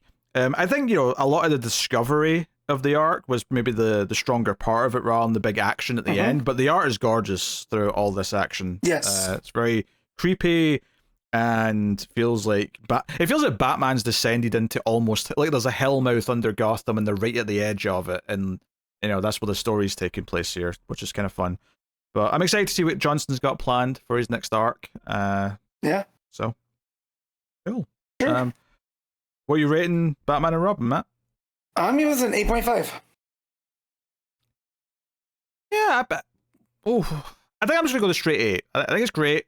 But yeah, I think there's been a few stronger issues throughout the arc, so I'm just gonna go with a straight 8 for this one. So cool. Batman Dark Patterns issue 9. Dan Waters writing with Hayden, Sherman on the art, and this is the conclusion to our third arc of this book. This Pareidolia arc. Yep. In the Rookery, which I love when we get neighborhoods in Gotham like this, because it does make Gotham feel like very vibrant.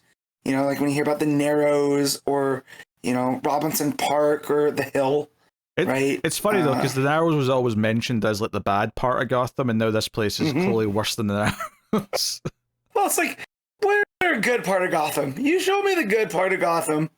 And we'll start there. You got Billfinger Avenue on the corner I don't know, Lenween Lane. Yeah, you know. Anyway. But yeah, so we have obviously Batman's like tied up, this grandfather and his grandchildren. This guy's claiming to be a part of the Red Hood gang, and he wants to make everyone remember. A lot of this issue, though, is actually Batman pulling apart this guy's story and saying, look, you're old, but you're actually still a little bit too young to have been like part of that gang. You were probably a child who just saw some of this, and it turns out he just kind of witnessed the gang bury this body. It wasn't really his girlfriend. He just knew where it was. Batman points out that, hey, that service rifle you're using is in really bad shape. Any like vet who cared about their gun and like was obsessed with it would not be letting it get to that condition. Like, this is all a crock of shit, basically. I love the part where Batman asks, well, what was her name? What was her girlfriend's name? And he has nothing. And when I was reading, I thought it was like, oh, this old man doesn't even remember her name. And it was like, well, no, he didn't know her name, because to him it was actually a random girl, right? He watched the gang do this, and now he's trying to save the Rookery by reminding them of, you know, the gang that was there. And I was like, wow, that was quite a turn I wasn't expecting. Yeah, but the sad part of it, though, is that Batman points out that, like, you know, you've put this body to be discovered as a crime scene, and then time went past and no one found it or cared, which is why you eventually set fire to it to draw attention to it so someone would come and find this dead body. But the only person who came was me. Like, I'm the only one who showed up to actually check. And it didn't make anyone know anything. No one else knows about this body other than me. It's not really accomplished anything, and it's still not really changed how people perceive this part of town.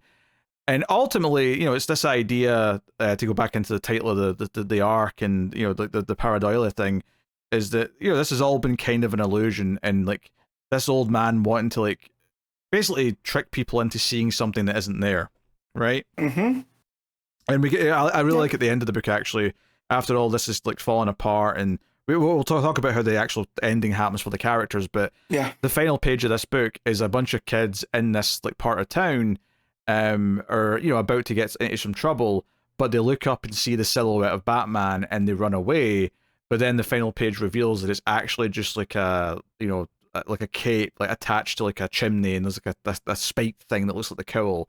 And it's basically just this idea of them seeing a pattern. But I do kind of like this idea that because he was prilling around in this part of town for like a week or two, like he says, and he feels like it's been a waste of time, and all it led to was causing this conflict that led to these deaths. That in a weird way, he actually has like at least inspired a little bit of like local fear, where like, hey, these people who are around here now are starting to see Batman in the shadows where they didn't before, and it stopped them from doing something bad. So it's not necessarily always a bad thing that people are seeing things where they shouldn't. Like, sometimes it's actually like a natural deterrent, I guess. When he goes back to Alfred and he's all beat up and he's bleeding from the bullet wound in his back, and he's almost defeated, and there's like, I made it worse. Like, me being there made things worse. And the fact that we follow past Bruce back to the Rookery, and just the vague silhouette of maybe Batman is enough to drive these guys off. And it's like, well, no, his presence does matter. Yeah, he did turn it up for the better. it's funny because obviously, yeah, I'm putting this positive spin on the ending, but yeah, for Batman himself, like he thinks, yeah, this was a complete abject failure. He feels miserable, and he's witnessed something really bad. Which it's actually a really dark ending where, like basically the old man's got the gun, and he's like, like. I mean, just to sum it up, he ends up accidentally shooting one of his grandkids, who dies, and Batman has to like sort of lie there, and he's trying to like get out of his restraints, but even if he does, he knows he's going to be too late. That this kid is definitely dead. The old man is definitely dead. There's the whole, because he starts like clutching his chest after what happens. Like he's like, oh no, my grandson. So he effectively kills over and dies. And Batman feels powerless because he's lying there watching this. He can't do anything. And he's watching these two people die. And it's the really sad part where the second kid was told to go wait outside because he's maybe the younger of the two. Because whatever they were about to do with Batman was going to be dark. And Batman has to go outside, sit next to this kid, and be like, you're like they're all dead. Don't go in there. Yeah. I'm gonna call the police, and the kid's like, hey, police aren't gonna show up. This is the Rookery. He's like, they'll show up if I ask them to, but please don't go in there. Yeah. And it's just this hopeless, powerless Batman that we're not used to seeing. Yeah, he doesn't even really explain what happened. He just says, don't go inside, wait for the police. And then as he's walking away, he says, I'm sorry, maybe I shouldn't have come here. He feels, honestly, as far as like defeated Batman goes, this does feel like such a failure. Not that he did anything wrong, per se, other than the fact that, much like the title, because right at the start of this arc, they explained what the title pareidolia meant. And the whole arc turns out to be Batman seeing a crime where a crime didn't really exist. I mean, okay, yes, the old man desecrated a grave. That's technically slightly a crime, but other than that, and they burned down a laundromat, right? But sure, but it was like it was abandoned though. It wasn't like it was someone was either living there or using it or whatever. Right. Like, but he saw a murder crime scene. He investigated a murder, and then that convinced him there was a Red Hood gang return, and that was going to be a big, huge thing. And all it was someone trying to like get attention, and it wasn't any of the things Batman thought it was. So and it's led to this tragedy at the end, which it's not Batman's fault that tragedy happened. It's definitely the old man's fault, but he feels like he failed. It's a bit of a downer story, and I kind of like that. I like, I always like a story. Superheroes obviously usually win at the end of a story, and that makes sense because that's storytelling. But if you've got ongoing characters who you're going to keep telling stories about forever, they have to lose once in a while. Like, it means the victories mean a bit more, they matter a bit more, and it also means you get to see these, like, how they deal with failure, and we get to end on this downer note. So yeah, I like that. Yeah, the panel of the kid bleeding out, and the old man who just had a heart attack, and Bruce is just there bound, and he's just staring at him, and then it gets to, it took him 12 minutes to get off the ropes. Right, it takes him another 2 to get his hands free, or it takes 10 minutes for him to feel his limbs again. Takes 2 to get his hands free, and it was too long for either of them. And it's just that utter, and the art doesn't shy away from that, right? You get the blood behind the kid. I mean, you have the blood around the ropes. You see the bullet hole on his, like, when the gun goes off, and you can. The sad part is you can see it coming. You see like the old man, the way he's handling the gun, and he's saying, "Hey kid, give me that bucket of whatever the acid is or whatever," and you can see it coming. You can see that he's about to accidentally do something, and sure enough, it hits the kid in the chest. I'm almost surprised they got away with this in a non-mature rated book. To be honest, it's actually a pretty dark scene. So yeah, no, very good. And again, it plays with the color where the kid's wearing red, of course, because he was doing the whole Red Hood thing. And then the old man, as he like kills over and dies, he becomes red, so that in the bottom of that panel where it's just infinite black behind him, he's just red at the bottom. So he's just become, I am become death, destroyer of my grandchildren. So no, and as per usual, the art here, the layouts are very inventive. That panel of the page where he comes home into the cave and Alfred's waiting for him.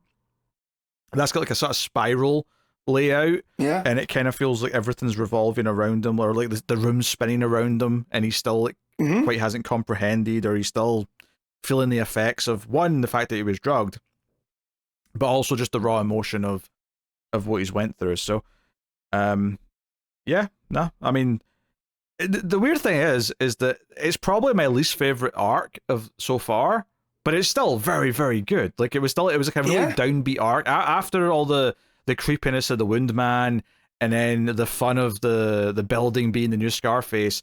This feels like we're doing the downer, low key story, and then we'll see what we've got next time.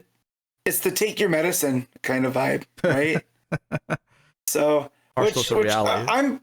And like I feel like you have to ground Batman every once in a while, right? We just had an arc where a building was talking, and like not for real, right? But like the building came to life, and so here, just a reminder of crime takes different faces, and if Batman's constantly looking for the faces in the dark, sometimes they're not there. He needs to be more careful where he's putting his time, you know, and you know that page where it's split down the middle, and Batman's on the left and the Grandpa's on the right, and Batman's bathed in blue, he's bathed in red, and just the way that those panels play out.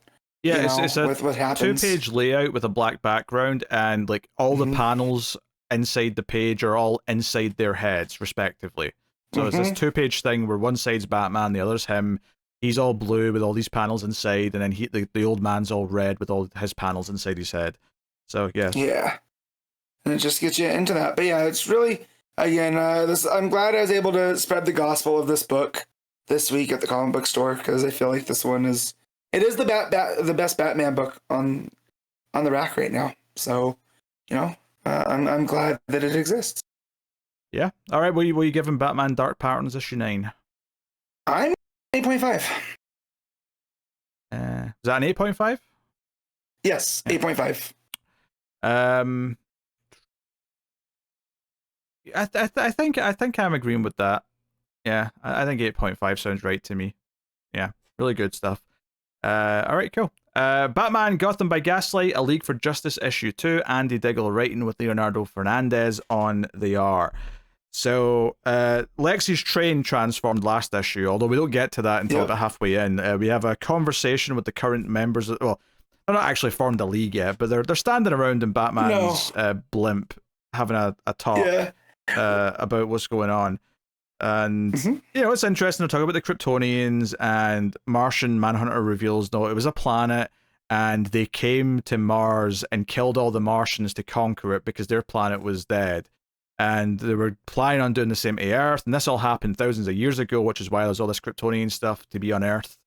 And Superman didn't know any of this, of course, and Martian Manhunter reveals that he knows that, because if he had known anything, he'd just try to kill him. But he can tell because of his psychic abilities that, you know, Clark's on the level, and he's got good intentions and all that. So, yeah, that's a big thing to reveal, of course. You know, it sounds like the Amazons might have fought them as well back in the day, and that's what led to them going underground near the core. So, yeah, they're really getting into a lot of the kind of the nitty-gritty of the lore here. But yeah, Krypton was not full of nice people, by the sounds of it, based on this backstory we're getting. Yeah, they were colonizing and exploiting planets and then leaving, right? So just coming through. And then there's also an assassin crawling up the blimp, and we get this. We get this almost fake out of them going, Superman going, "Hey, do you hear that?" And you think that they've spotted this assassin that's crawling up. And the assassin thinks that. The assassin thinks that as well. The eyes, you know, widen as if, oh no. But what he's actually hearing is the train mech down below stomping around. So, which I love. I love that we get to see the sentence "train mech." Yeah, or the phrase. It's a thing. So yeah, there's some Lois and Jimmy stuff. Lois says, "I'll distract him so you can get a good photo." And Lex picks her up, and that's when Lois snaps the photo. So that's kind of fun. She's like grilling out Lex. And Clark catches her when she falls. So we basically get our first kind of Justice League-esque action sequence where each of them in turn kind of comes in. We get like a group shot as well where he's like, oh no, where Lex is like, oh shit. So yeah, you know, we get this sequence. Everyone kind of joins in various ways, try to fight them. Interestingly though, Martian Manhunter kind of like links into his brain, and Lex immediately, kind of like he's had the mind training from Inception, where he immediately is like, you're inside my brain. I don't like this. But Jean's looking around his library and seeing some of his secrets and being like, aha. it's a shame that someone so intelligent is like shackled by your monstrous ego, because you'd actually be quite useful otherwise. So that's fine. Lex Luthor in a nutshell, right? You could do so much good, but you're such a petty human, you won't. You know, I love that. It's my favorite trait of Lex. Yeah, but Lex happened to notice that Jean flinched at some fire, so he starts setting him on fire in his mind, which makes Jean freak out. So he's like in the fetal position out in the real world, as Lex tries to burn them for real, and Green Lantern has to like shield him. So there's some working together, there's protecting each other, there's some bonding perhaps at play here, which is nice. Yep. So I mean, I enjoyed the panels of like Wonder Woman lassos it, for example, and the feet and makes it fall over, and that's like a fun little bit. Well, I like that, and I like that Batman's up crawling around, on top of it, and that's there's before the Martian Manhunter stuff. Lex is in the cockpit yelling, "Get off, get off, get off!" Right. So I thought that was a fun little humorous piece of it. But I keep forgetting that Green Lantern's Alan Scott, because he looks so much like Green Arrow, right? Oh, with sure. With the beard and the mustache. And I was like, wait, why is Green Arrow? Wait, no, that's Green Lantern. But yeah, a lot of fun Justice League action here. And I almost wish this is where the break happened, because where this ends, which when we get to it, almost feels like more of a cliffhanger than the cliffhanger that we got originally. Well, the thing is here is some of the other backstory about why Krypton exploded was because Kryptonians were exploiting this power source, which kind of sounded like he was talking about their version of the Phantom Zone, where it was like, it's like tapping into this like other dimension or whatever, but it eroded the planet. And it sounds like Lex has been using this stuff. Like he's actually using this to power the mech. Yeah. So it sounds like we're on a bit of a path where people on Earth are going to try and use it. Although Lex launches part of the train like a rocket away from the rest of the body, and then Batman pours some explosive stuff into the train to make it all blow up. So we get a whole couple of action sequences and whatnot. But Lex like basically cracks open this power source, and like he starts to glow green, and it's like basically pulling him into what seems to be the Phantom Zone. There's like a sort of bright white flash of light where everyone can actually shield their eyes from it. And then him and the mech are gone. And it's like, where the hell did he go? And my assumption is that it's this version of the Phantom Zone where this power source comes from. Is probably where he went. But there's a fun little bit here where Alan Scott's like, it's a shame about that local sheriff. He seemed like a nice guy. And then Batman's like, the sheriff, but he's right. And then like it's all in silhouette, and like Superman looks over at him and Batman looks back at him, and then he's like, nothing. Never mind. He's basically realizing that he was about to out his secret identity and then chose not to. It was just a nice little moment. So yeah. Oh yeah, so the big ending, the cliffhanger, is we go to the Ra's al Ghul and Constantine stuff, which we got a glimpse of before. And they're in the desert. Although it turns out this never used to be a desert, but the sounds of it. But the big reveal is that Raz and the League, their mission was to keep contained someone in this like fancy crypt. And it turns out that person in that crypt who's now breaking out and is getting more powerful is none other than Zod. And given what we know about what Krypton was doing to Mars and then potentially to Earth, like Zod suddenly feels like he might be quite a threat. Like he really wants to. I mean, he usually wants to take over the world, I guess, anyway. But like in this case, like it's like more like he was sponsored by he was sponsored by the rest of Krypton to do this shit before. Yes. This is Conqueror's Odd, and the dangers of colonialism. Although, and just I also like the twist. What's up? I was gonna say it's interesting that he looks like the helmet's very Ares, which maybe ties into some of the Wonder Woman backstory here as well. Yes. But, the full armor. But I do like the twist that the Assassins Guild they weren't originally assassins, they're guardians. So I do like that twist here too. Also, that disregard everything I said about Lex got the Phantom Zone. I completely forgot he was here at the end. He basically but he teleported to this desert next to where Raz and all that are. So he's actually there with Zod at the end. But yeah. Correct. But maybe this is what freed Zod from there, right? Oh, true. About him bringing power. He might have, because there is that big white light and then he transports. I took that as he went through the Phantom Zone Yeah, maybe that opened up know, the door, as it were, and Zod's come sauntering out. Yeah. No, it's interesting. Yeah, like I said, he's got like an Ares style helmet.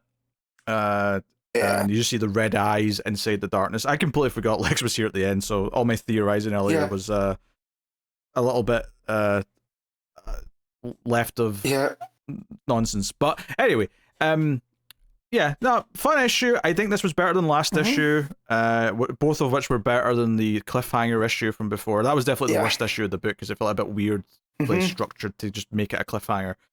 But no, I'm enjoying learning more about what's going on. I think the tease of Zod, I like the idea that Raz was tasked with, like, for thousands of years trying to keep this being locked up is kind of an interesting thing. But yeah. We also get, I forgot about this till just now. I forget that we're not in Kansas anymore from Lex as he looks up at Zod. Yes, we do, yes. That's kind of funny. But yeah, and all the names that they're giving Zod, it really, his reputation precedes him, you know, where they call him like the Herald of Krypton's Bane, the Tyrant of the Martian Genocide, the Scourge of Lost Themyscira. Like, you're like, oh man, you're building him up as this ultimate like that's usually only reserved for like Dark Side, you know? Well, they're basically ascribing him to all the things Martian Manhunter was telling us about earlier. He was leading the charge in all of those things he brought up. So it's like, okay, we have context for that now, and he's a big threat. Art-wise, I think all the mech stuff with the train was fun to look at and read, and then there's all that good silhouette stuff with the characters. Like, Batman's in silhouette a lot, for example, even when he's just talking in the blimp with the others. Like, there's a lot of just him in silhouette and being like, vengeance and justice are much closer than you think, and he's saying all sorts of ominous Batman things. So that's fun. Like, I don't think it's you know, I think it's like we've kind of settled into just sort of fun, good Elseworld. Rather than like, oh, it's doing something special that's like a must read. But I'm still having a good time with it, and I think it's a nice, pleasant read. So, yeah, Steampunk Justice League. Yeah, it's a fun concept. What are you rating A League for Justice? 7.5. Yeah, I think it's just a straight 7 for me. Yeah, it's just good. Had a good time.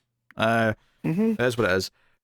All right, Superman, the Kryptonite Spectrum, issue 1. W. Maxwell Prince and Martin Morazzo is on the art. So, people were hyping this up because of some of this writer's previous work. I had never read any of the previous work, so I really didn't know what to expect. This is a Black Label book. This is a longer first issue. It's about 40 pages, give or take. And I think up front, I will say that I'm not completely in love with it. I do think it's a little bit wordy. And it takes a little bit to get going. Like, there's a lot of narration from Superman in those first several pages where I felt like, oh, this is taking ages to get anywhere. Yeah. That said, though, once it does get to what the book's about, which is the idea that there's this asteroid that's got a bunch of new types of kryptonite on it, it establishes what the 4 main types are that we know. And obviously there's been comics in the past with more, but like this is the 4 that typically come up the most, right? Which is green kryptonite, obviously. Red, which they say here makes him angry, which is one of the main interpretations. Gold, which takes away powers, and black, which splits his mind in 2. Right, that's what they establish here. And then they found more. The robots have helped him carve it out. Lex is pissed because he finds out about it late, and he's mad that Superman already knows about it because Lex wants his grubby little mitts on them. Of course, he fires Professor Hamilton and takes away his 401k, and he's like, "Sir, I'm retiring in 2 years." He's like, not anymore. You're not. So again, Petty Lex, big fan of that. But my only thing is, I wish it was like 2 months instead of 2 years. I think it would be even funnier if it was much closer. But yeah, that's fair. So Superman wants Batman's help because he needs the world's greatest detective and a scientist and whatnot. Okay, what do we do here? So there's the 4 new types of kryptonite are purple, which is purple, obviously. Cobalt, which is blue. Why didn't they just call it blue kryptonite? I mean. Well, because blue kryptonite is bizarro kryptonite, right? And then also it says at the end of this issue that cobalt's also translucent, right? Okay. So this is like a translucent blue kryptonite. But they didn't bring up the regular blue kryptonite. So I because this is a Black Label book, as far as I'm concerned, it doesn't exist, right? Because this is not in continuity. So I'm just making that clear. Then there's speckled kryptonite, which is kind of like black with little white dots. And then the fourth one is Rainbow Kryptonite, which has got a little bit of all the colors just kind of swirling around like a prism. So it's like, okay, this is interesting. And this issue proceeds to be like Superman and Batman arguing about what to do. Superman basically says, let's start testing them on me and see what happens. And Batman's like, that's a terrible idea.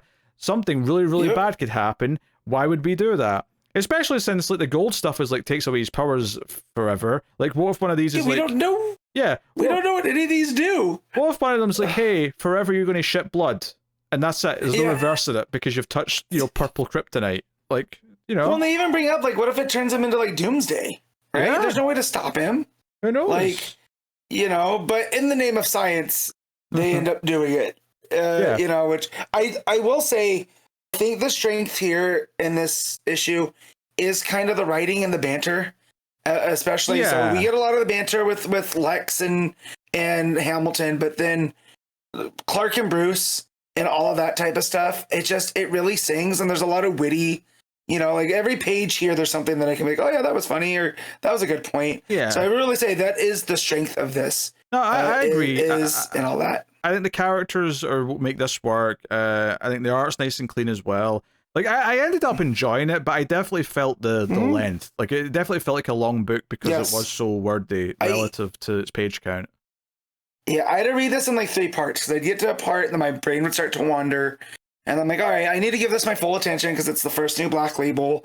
A friend from work had read it on Wednesday and told me like, oh, it's so great. And I was like, all right, I'll see where it sets up at. And it was very wordy and it was going through a lot of stuff. And when they, the beginning is Clark going through his past again, I was like, jeez, all right, I get it. New reader friendly, whatever. But as I would say, when we get to about the Grundy type stuff, and this is not just me being a Grundy fan, I feel like the book really picks up because then it has a point of view. There's stuff happening and it's a much faster read.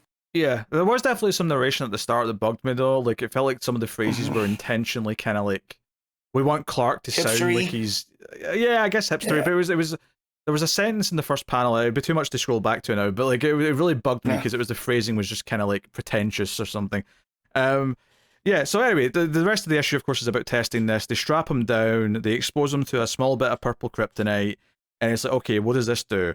And there's a little bit of narration that kind of indicates that, there's almost a bit of irony in Superman saying there's no time like the present. So you kind of have the idea that it's going to be time related. So basically the purple kryptonite makes him perceive time differently. So there's these like purple speech bubbles either from Clark or from Batman at different points. And the idea is that he's hearing or having parts of a conversation that's not happened yet. And he sees things that haven't happened yet a bit later as well. They do this thing where once they end up in, because he mentions Grundy as one of these purple speech bubbles, and it's like, what's Grundy got to do with that? And immediately we cut to Lex saying, get Grundy. We need to get Grundy stomping around Metropolis to lure out Superman. And they do this little motif when Superman and Batman go to Metropolis to fight Grundy. They do this thing where like Superman's like seeing the fight and saving people out of order, so it happens like really hodgepodged all over the place. But they compare it to a calendar and all the boxes on a calendar, so it eventually builds up to this 2-page spread where Superman's kind of like putting them on like post-it notes, and it's like all the panels you've already seen, try to put them in order. I thought it was a really inventive way to show and convey what they were doing with this purple kryptonite. It was like a really like smart way of presenting it. Yeah, I was worried that they weren't going to do that and they were just going to have us piece it together, which you easily could if you're reading the book pretty intently with just, how we know that superhero books are structured. But the fact that we do that, it's Superman that goes into his own brain, kind of into this headspace, and assembles it together like a calendar, I thought that was really fun.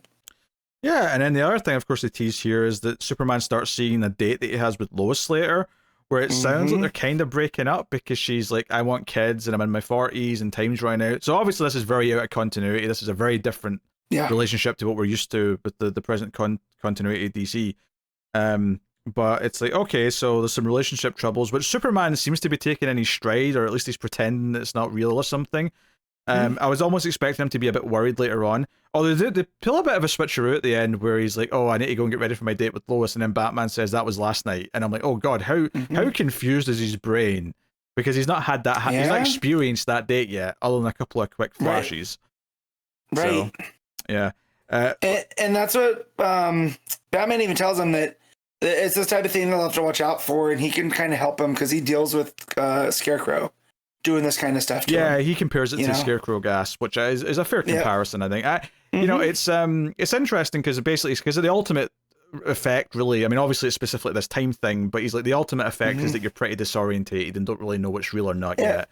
And it is worth mentioning as well that Lex, like, when he's reviewing the like footage of the fight in Metropolis, he's like, "Oh, I saw a look in his eyes that really like basically got Lex like erect." He's like, "Oh, he looked like he was confused. He didn't know what he was doing. Like I've never seen him look like that before. I need to get my hands on whatever this is that's caused this."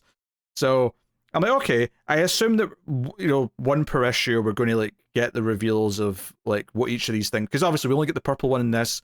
So next time, presumably, we'll get the Cobalt, and we'll see what that does. In fact, I guess it kind of teases it at the end, but like we'll get more context for it.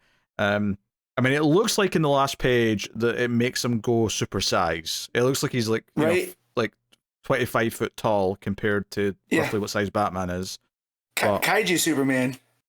Kaiju Superman, yeah. There's also a panel that we don't get to. That has Lex in him, and Lex got him by like the neck, and he says "home hurt you." So, that I'm sure is a piece of the story that's gonna come. I think that's referring to. I mean, obviously, I don't know the context of the scene that you're seeing because of the time travel stuff, but earlier on, Superman kept calling the Kryptonite pieces of home. So I think that's like home hurt you is like the Kryptonite hurts you. I will say Superman's arguments when he's like saying to Batman, because Batman's arguments when they're first debating what they should do with the Kryptonite is Batman's like, we don't know what it'll do to you. Let's just destroy it. Let's go in the incinerator and just like completely get rid of it.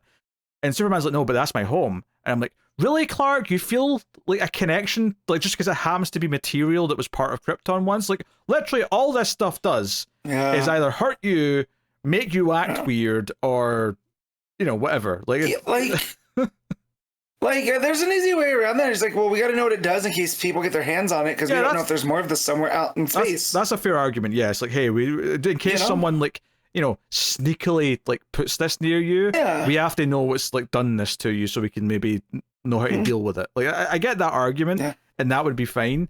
But I did think Superman's arguments were a little bit.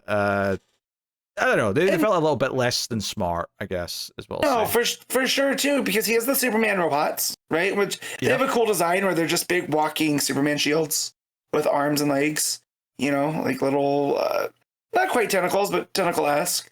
And he's at the fortress. Krypto's there. He has ties to Krypton in the story, so you don't need space rocks, man. Is it a bit mean to say they should have tested it with Krypto instead of Superman? Yes, don't do that. Krypto's a good boy. All right. Lex would have tested it on Krypto, and Lex is a bad man. So, admittedly, Krypto wouldn't be able to tell them what was happening with the purple, but they definitely see the effect of the Cobalt on him. The dog, like, I've heard stories of dogs getting into edibles and just being all spaced out, and that's essentially what have happened to Krypto. He's just spaced out, not knowing what's going on. Very funny. Which I also like that Krypto, as Batman's coming into the fortress, he grabs him by the cape, you know, and he's like, "Yeah, no down, boy. He's supposed to be here." You know, so that was fun. Yeah, and then Batman reveals that he's probably sensing the little bit of kryptonite in his belt, which Batman's like, "Hey, I've got a contingency in case something happens to you." And this is, again, the continuity thing coming into play where Superman's kind of a little bit, I don't like that you have that. Whereas in mainline continuity, like, Superman's very much, no, someone needs to be able to take me down, and I trust Batman to do it if the need ever arises. So that's one of those things where, you know, whenever there's like a Superman TV show or something, and like he's pissed that someone's got kryptonite that's a good character, or the Supergirl TV show did it as well, where I'm like, nah, like someone needs to be able to take down Kryptonians. I mean, especially since you've already had stories where evil Kryptonians show up, and maybe you're not around. Yeah. Like, someone needs to be able to take down a Kryptonian. It needs to be there, okay? For sure. Anyway, I mean, I think I liked it in the end. I definitely felt the length early on, and the heavy narration was... Once it got to, like, him interacting with Batman, or Lex interacting with his scientist, once it got to that stuff, I got into it a lot more, and I was enjoying kind of them playing with these new kryptonite ideas. So I think I'm in for more issues. Like I think I'm into it, but it definitely didn't like knock me out like the park immediately. I was kind of like it took me a little bit to kind of get to what it was, doing to sort of realize that okay, I think I'm into it, but not without some faults. And I would say the art is mostly good as well. I have a problem with some of the faces. Sure. It's very Frank Quitely-esque, which is nice. Again. I was going to say it's going for All-Star Superman and sort of vibes. Yeah. I would say in terms of the very sort of like lots of white backgrounds, lots of sort of like flat muted colors. Yep. It's got that kind of style going for it. So. And yeah, so I'd say sometimes the faces take me out a little bit, but for the most part they're always very expressive. And the breakdowns are nice, and the way that the fighting happens and out of order and all this, it's very competently made. It's just one of those things that I guess it comes down to taste, and sometimes a wonky face takes me out. Sure, yeah. All right, what are you giving Superman the Kryptonite Spectrum issue 1? I'm gonna give a solid. I'll bump it to the 8.5. Okay.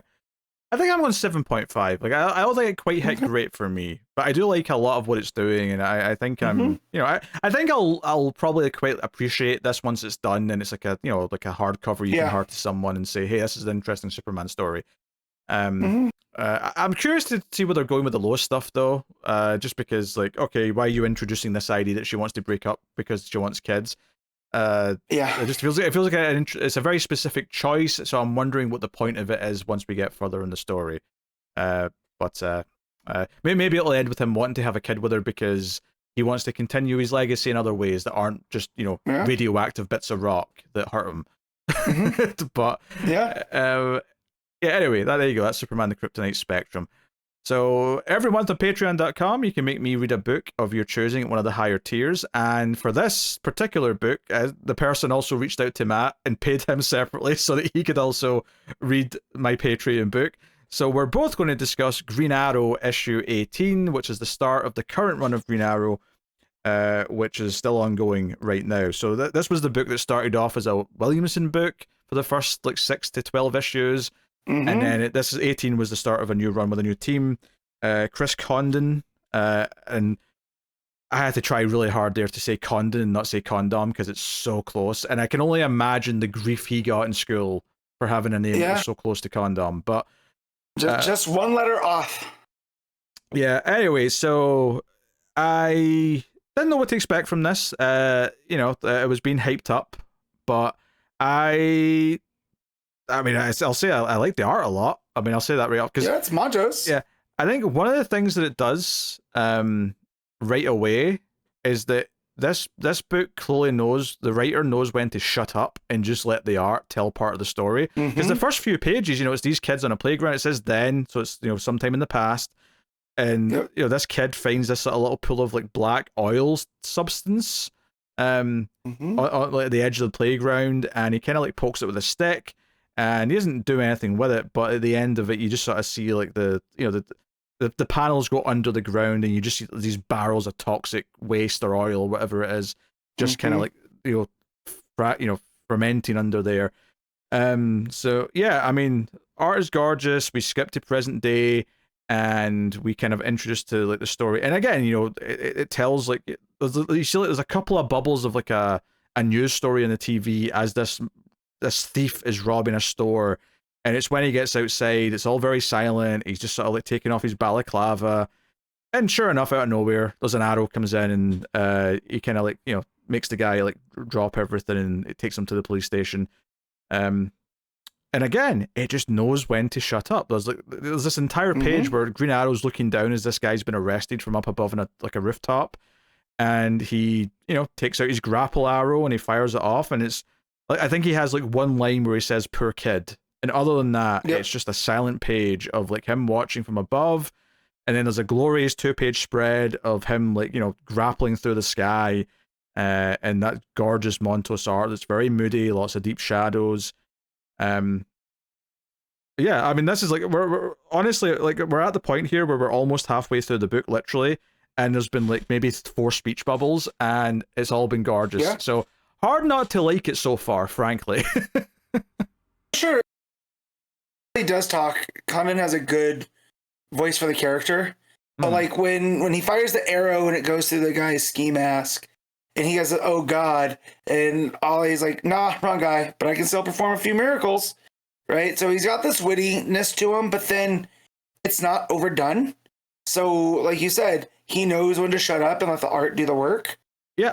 And then Ollie really doesn't talk again until he gets to his house. It was right, and he's Yeah, it was kind of the same with Cheat in Cheshire last week, which wasn't as silent, but even that, like honestly, see for an issue 1, have your first like 3 or 4 pages be silent. Like have it just be visuals drawing you into the story.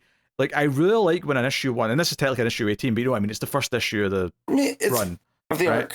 Yeah. So, like, it draws you in such a way, as long as the art's good, obviously, but, like, it does something to pull you in. And then obviously, once he gets back home, we start getting a lot more, because he's watching the news, and we start, hearing about, this series of murders that's going on, and the police are kind of, they're clueless, they don't really know what they're doing, and all that. And then it turns out that Ollie kind of knows some of these people involved, and we get this really fancy, because he goes to the apartment of the guy who was killed, right? Who they name him on TV, but he's like a chemical plant manager. And obviously we started the issue with the barrels of oil or chemicals. And again, we get these gorgeous silent panels of Oliver climbing into this guy's apartment, and you see the police tape, which pops because the rest of the panels are like all just these shades of black and blue, and he's like holding like the torch, the flashlight, and it's just like it's all just him looking at stuff and sneaking through this apartment. It's just an oozing atmosphere, if nothing else. And it's when he looks at a photograph of like the victim shaking the hands of someone else, and you see that Oliver's in the background of the photo, and it does this thing where it's almost like the camera goes into the photograph, and we get a flashback play out from when this happened. And it's basically these two guys shaking hands. They're making this deal. One's a senator, the other one's obviously from the chemical company. And the guy tries to shake Oliver's hand, and he's like, sorry, I don't shake hands with war criminals. And the other guy's like, so sorry, Senator, I didn't know he was going to say that. And he tries to grill Oliver, and Oliver's like, no, you're selling out by doing this. Like, you've done some shady things with my company, and I'm not really happy about it. Or you did shady things with your company. And the guy's like, yeah, but you were running it for like a month. And he's like, yeah, that didn't mean I was making these big decisions. Like, you've done a lot of shady things to cover up your company's stuff and, disposing of chemicals and whatnot. So they have this conflict, and it's very much playing into Oliver's kind of, social and ecological causes that he always likes to go for. So his Robin Hood-esque side, right? Yeah. Because the guy's like, hey, like, you're making it sound like I'm a criminal, but like in the eyes of the law, I'm innocent. And Oliver's like, damn the law. Like, like you should. I love the follow-up. Yeah, on you go, Matt. I love the follow-up where he goes, they're handing out awards, but they should be handing you a prison sentence. And he storms off. Like that sums up everything pretty well. He's like, nah, this guy has everybody but me fooled. You're poisoning people, So he's rocking the boat as much as possible. But what's interesting though is that this definitely feels like a younger, more reckless Oliver, because he clearly cares about the cause that he's talking about. But he's he's kind of drunk. He's kind of like throwing shit at a party. I'm not even sure if he's Green Arrow yet in this flashback. This might be pre becoming Green Arrow, but. Regardless, it comes back to the present day, and he's looking at the photograph, and he's got like, the one eyebrow raised, which I really like, because you can't even see his eyebrow. You just see one eye a bit more open than the other. So, yeah, no, do you know what one of the little touches that I like, actually? So there's like someone else in the apartment with a torch, a woman of some kind. Turns out to be a detective who was investigating the crime. At least that's what she says, anyway. And Oliver like takes aim, and he says, if I were you, I'd, and then you flip the page, but it's not in a bubble, it's just like white text on the background. And that was the same earlier when he was jumping over the rooftops, and he said something, and it's almost like when he's kind of like speaking muffled, or he's But he's saying something in kind of like a superhero way, where it's not like just him speaking clearly. But anyway, the detective lady thinks on her feet and like flashes her light in his eye, which kind of puts him off balance, and she tackles him.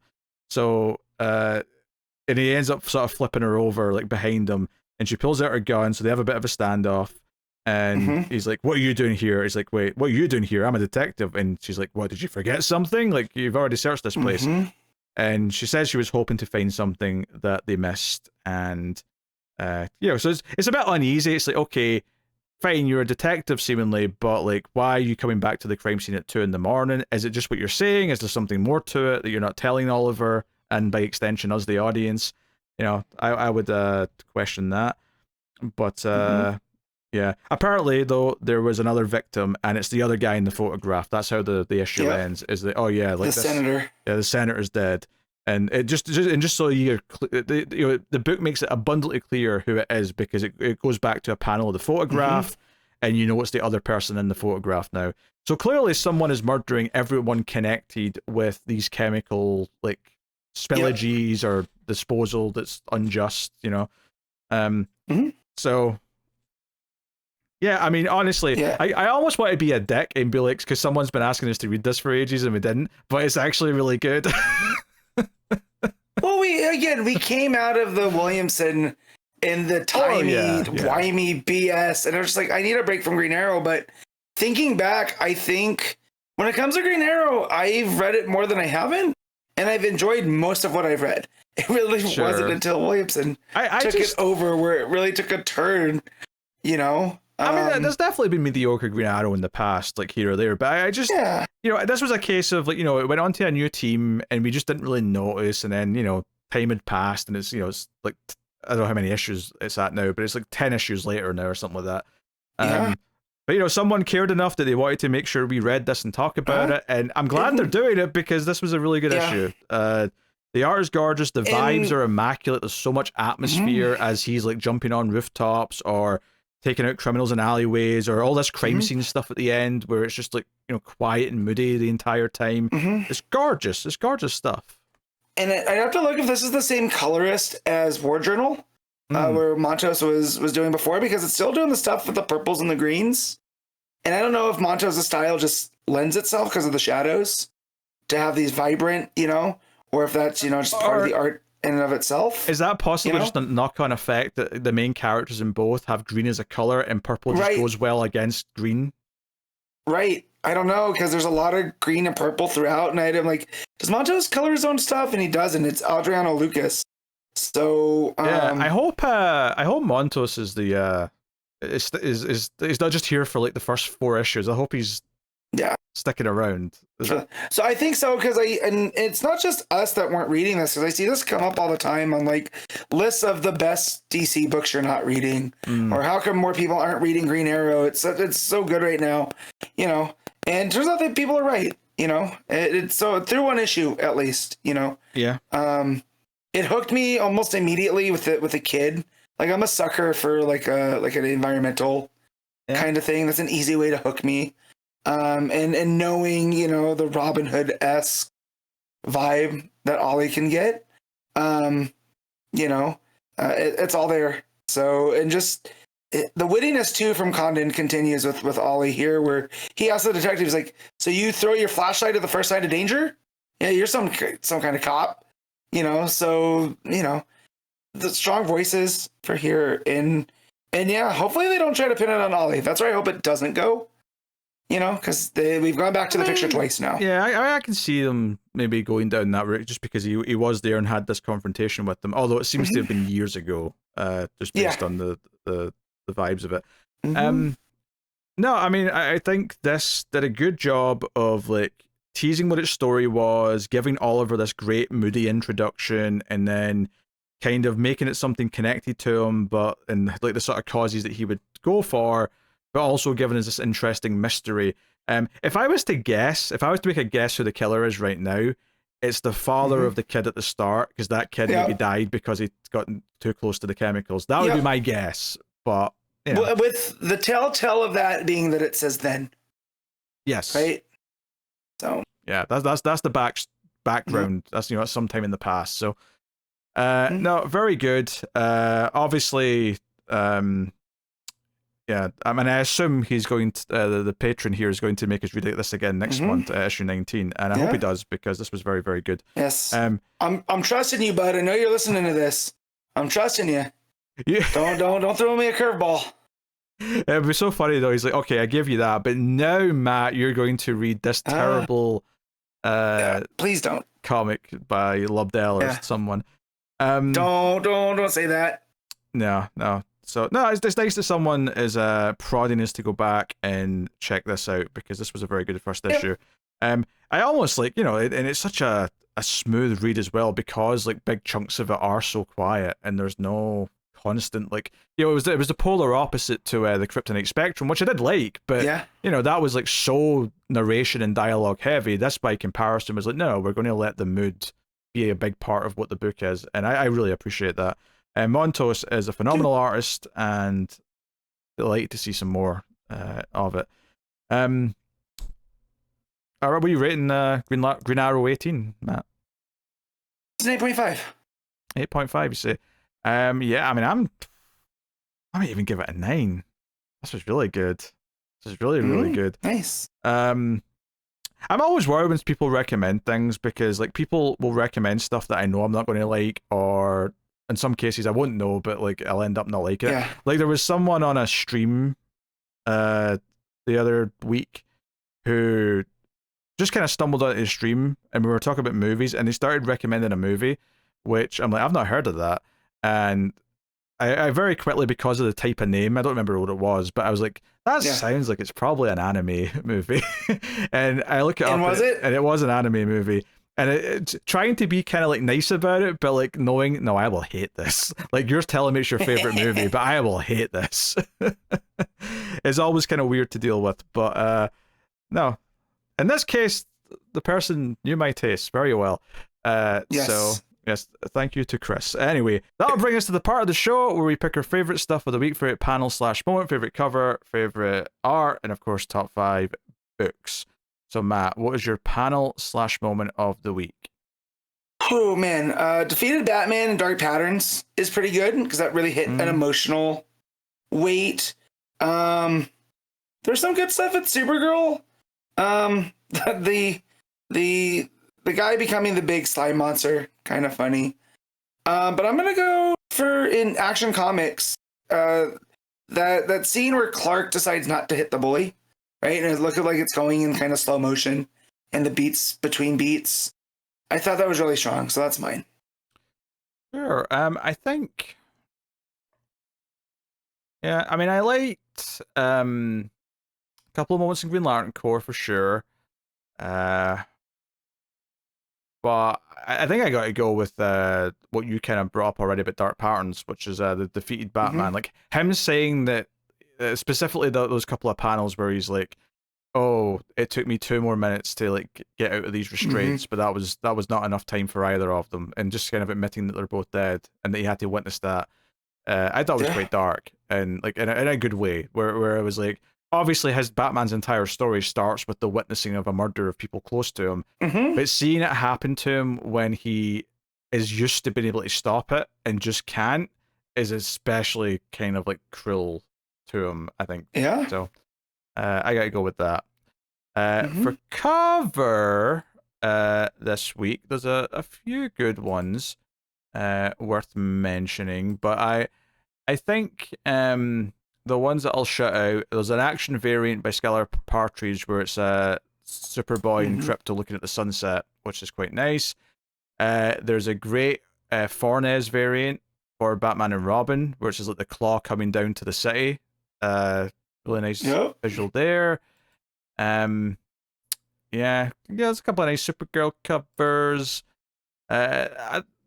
For what I'm going to pick, though, I think I'm going to go with the one for Raya variant for the Kryptonite Spectrum, which is basically like all these different faces coming away from Clark's face as he holds up a piece of kryptonite. So it's almost like, like there's all these different versions of Clark depending on what kryptonite hits him. It's a little bit monster-ific, plus Faraya's art's just very pretty. So I'm going to go with that. What you got? You mentioned two that I was going to mention, and that was the Action Comics variant and the Batman and Robin variant. There's another Batman and Robin variant with Derek Robertson that's got Memento and then Batman and like the center of the page, and then like a body in that red, what they were seeing. It looks super creepy, kind of fits the vibe. And then there's also a Green Lantern core cover from it's a variant from Nacha Bustos, and it has Jess and Joe with some like bounty hunters or some kind of alien criminals, and they have them wrapped up in the Green Lantern symbol, and it's just kind of cartoony and it's silly, and I like that. But my pick's gonna be the Batman and Robin variant from Fornes, because it's Fornes and it's moody, and he's got that red claw coming down on Gotham. But yeah, well, good stuff. Yeah. All right, art of the week. Man, we're spoiled here, right? Because we got Patridge for action, we got Sherman for dark patterns, the team that did Batman and Robin, and yeah, it's dark patterns. If I can give it to Hayden Sherman, I always do. But especially with this one, there's a lot of moody layouts in this issue that really drive home the point of the story. So yeah. Yeah, I think that's fair. It's probably Sherman for me as well, if I'm really thinking about it. If Green Arrow 18 was eligible, and it isn't, but if it was, then Montos would probably be taking it. But yeah, Sherman for hard to fault that.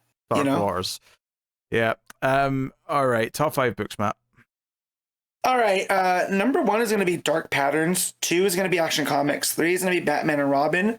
4 is going to be Green Lantern Corps, and 5 is the Kryptonite Spectrum. Cool. My number 1 is Dark Patterns.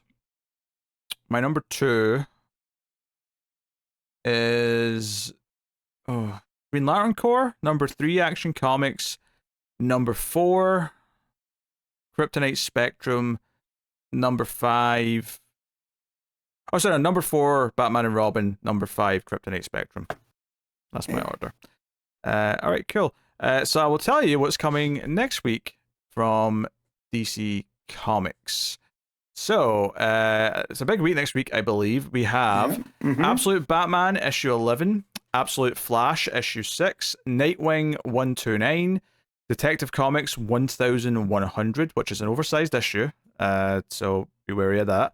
We have Batman Superman World's Finest 42, Wonder Woman 24, Batman and Robin Year 1 issue 10, Titans 26, The New Gods issue 9, Superman Unlimited issue 4, Catwoman 78, Krypto the Last Hour of Krypton issue 3, and we have Superman Red issue 1. So we got a new issue 1 next week. Justice League Red. Oh, sorry, Justice League Red. What did I say? Superman. Sorry. Superman Blue and Red. It's not the 90s anymore. Yeah. He's not split. Yeah, sorry. Freudian slip there. So, yeah, heavy week next week. Lots of books to talk about, and a lot of them I'm excited for. Interestingly, I've got to read some of the last issues, a few of these, because that was the week I was sick last month. So yeah. I'll get to that before these come out during the week. So, yeah, that is very cool. Worth mentioning that we did record the first review of Batgirl Year 1, so issue 1 of that will be up in the coming days on Patreon, if you want to check that out. Obviously, we also have our Patreon Choice issue as well, which is also a Batgirl book, the Cassandra Cain Batgirl issue 1 from the year 2000. That will be probably not next week because it's a heavy week. It'll probably be the week after that. We'll probably sneak that in right before the end of the month. But keep an eye out, patrons, because there'll be a vote in that last week of the month for next month's Patreon Choice issue. So just make sure you're paying attention to the Patreon notifications for that stuff. But yeah, obviously, support us on Patreon. Helps the show out. It can help keep the show coming. And obviously, we thank everyone who already supports us. You get the show a little bit early, and you get the Batgirl Year 1 review once per month starting this month. So thank you for joining us. Of course, you can also support us by liking, subscribing on YouTube, giving us a nice 5-star rating on Apple Podcasts or Spotify, wherever you listen to us. There's always that one person who did the 1-star review, so drag up the average, make us look better. maybe say something nice as well. It's always appreciated. But that is the show. So thank you very much for joining. We always appreciate it. Keep reading DC Comics, and remember to never get lost in the Speed Force.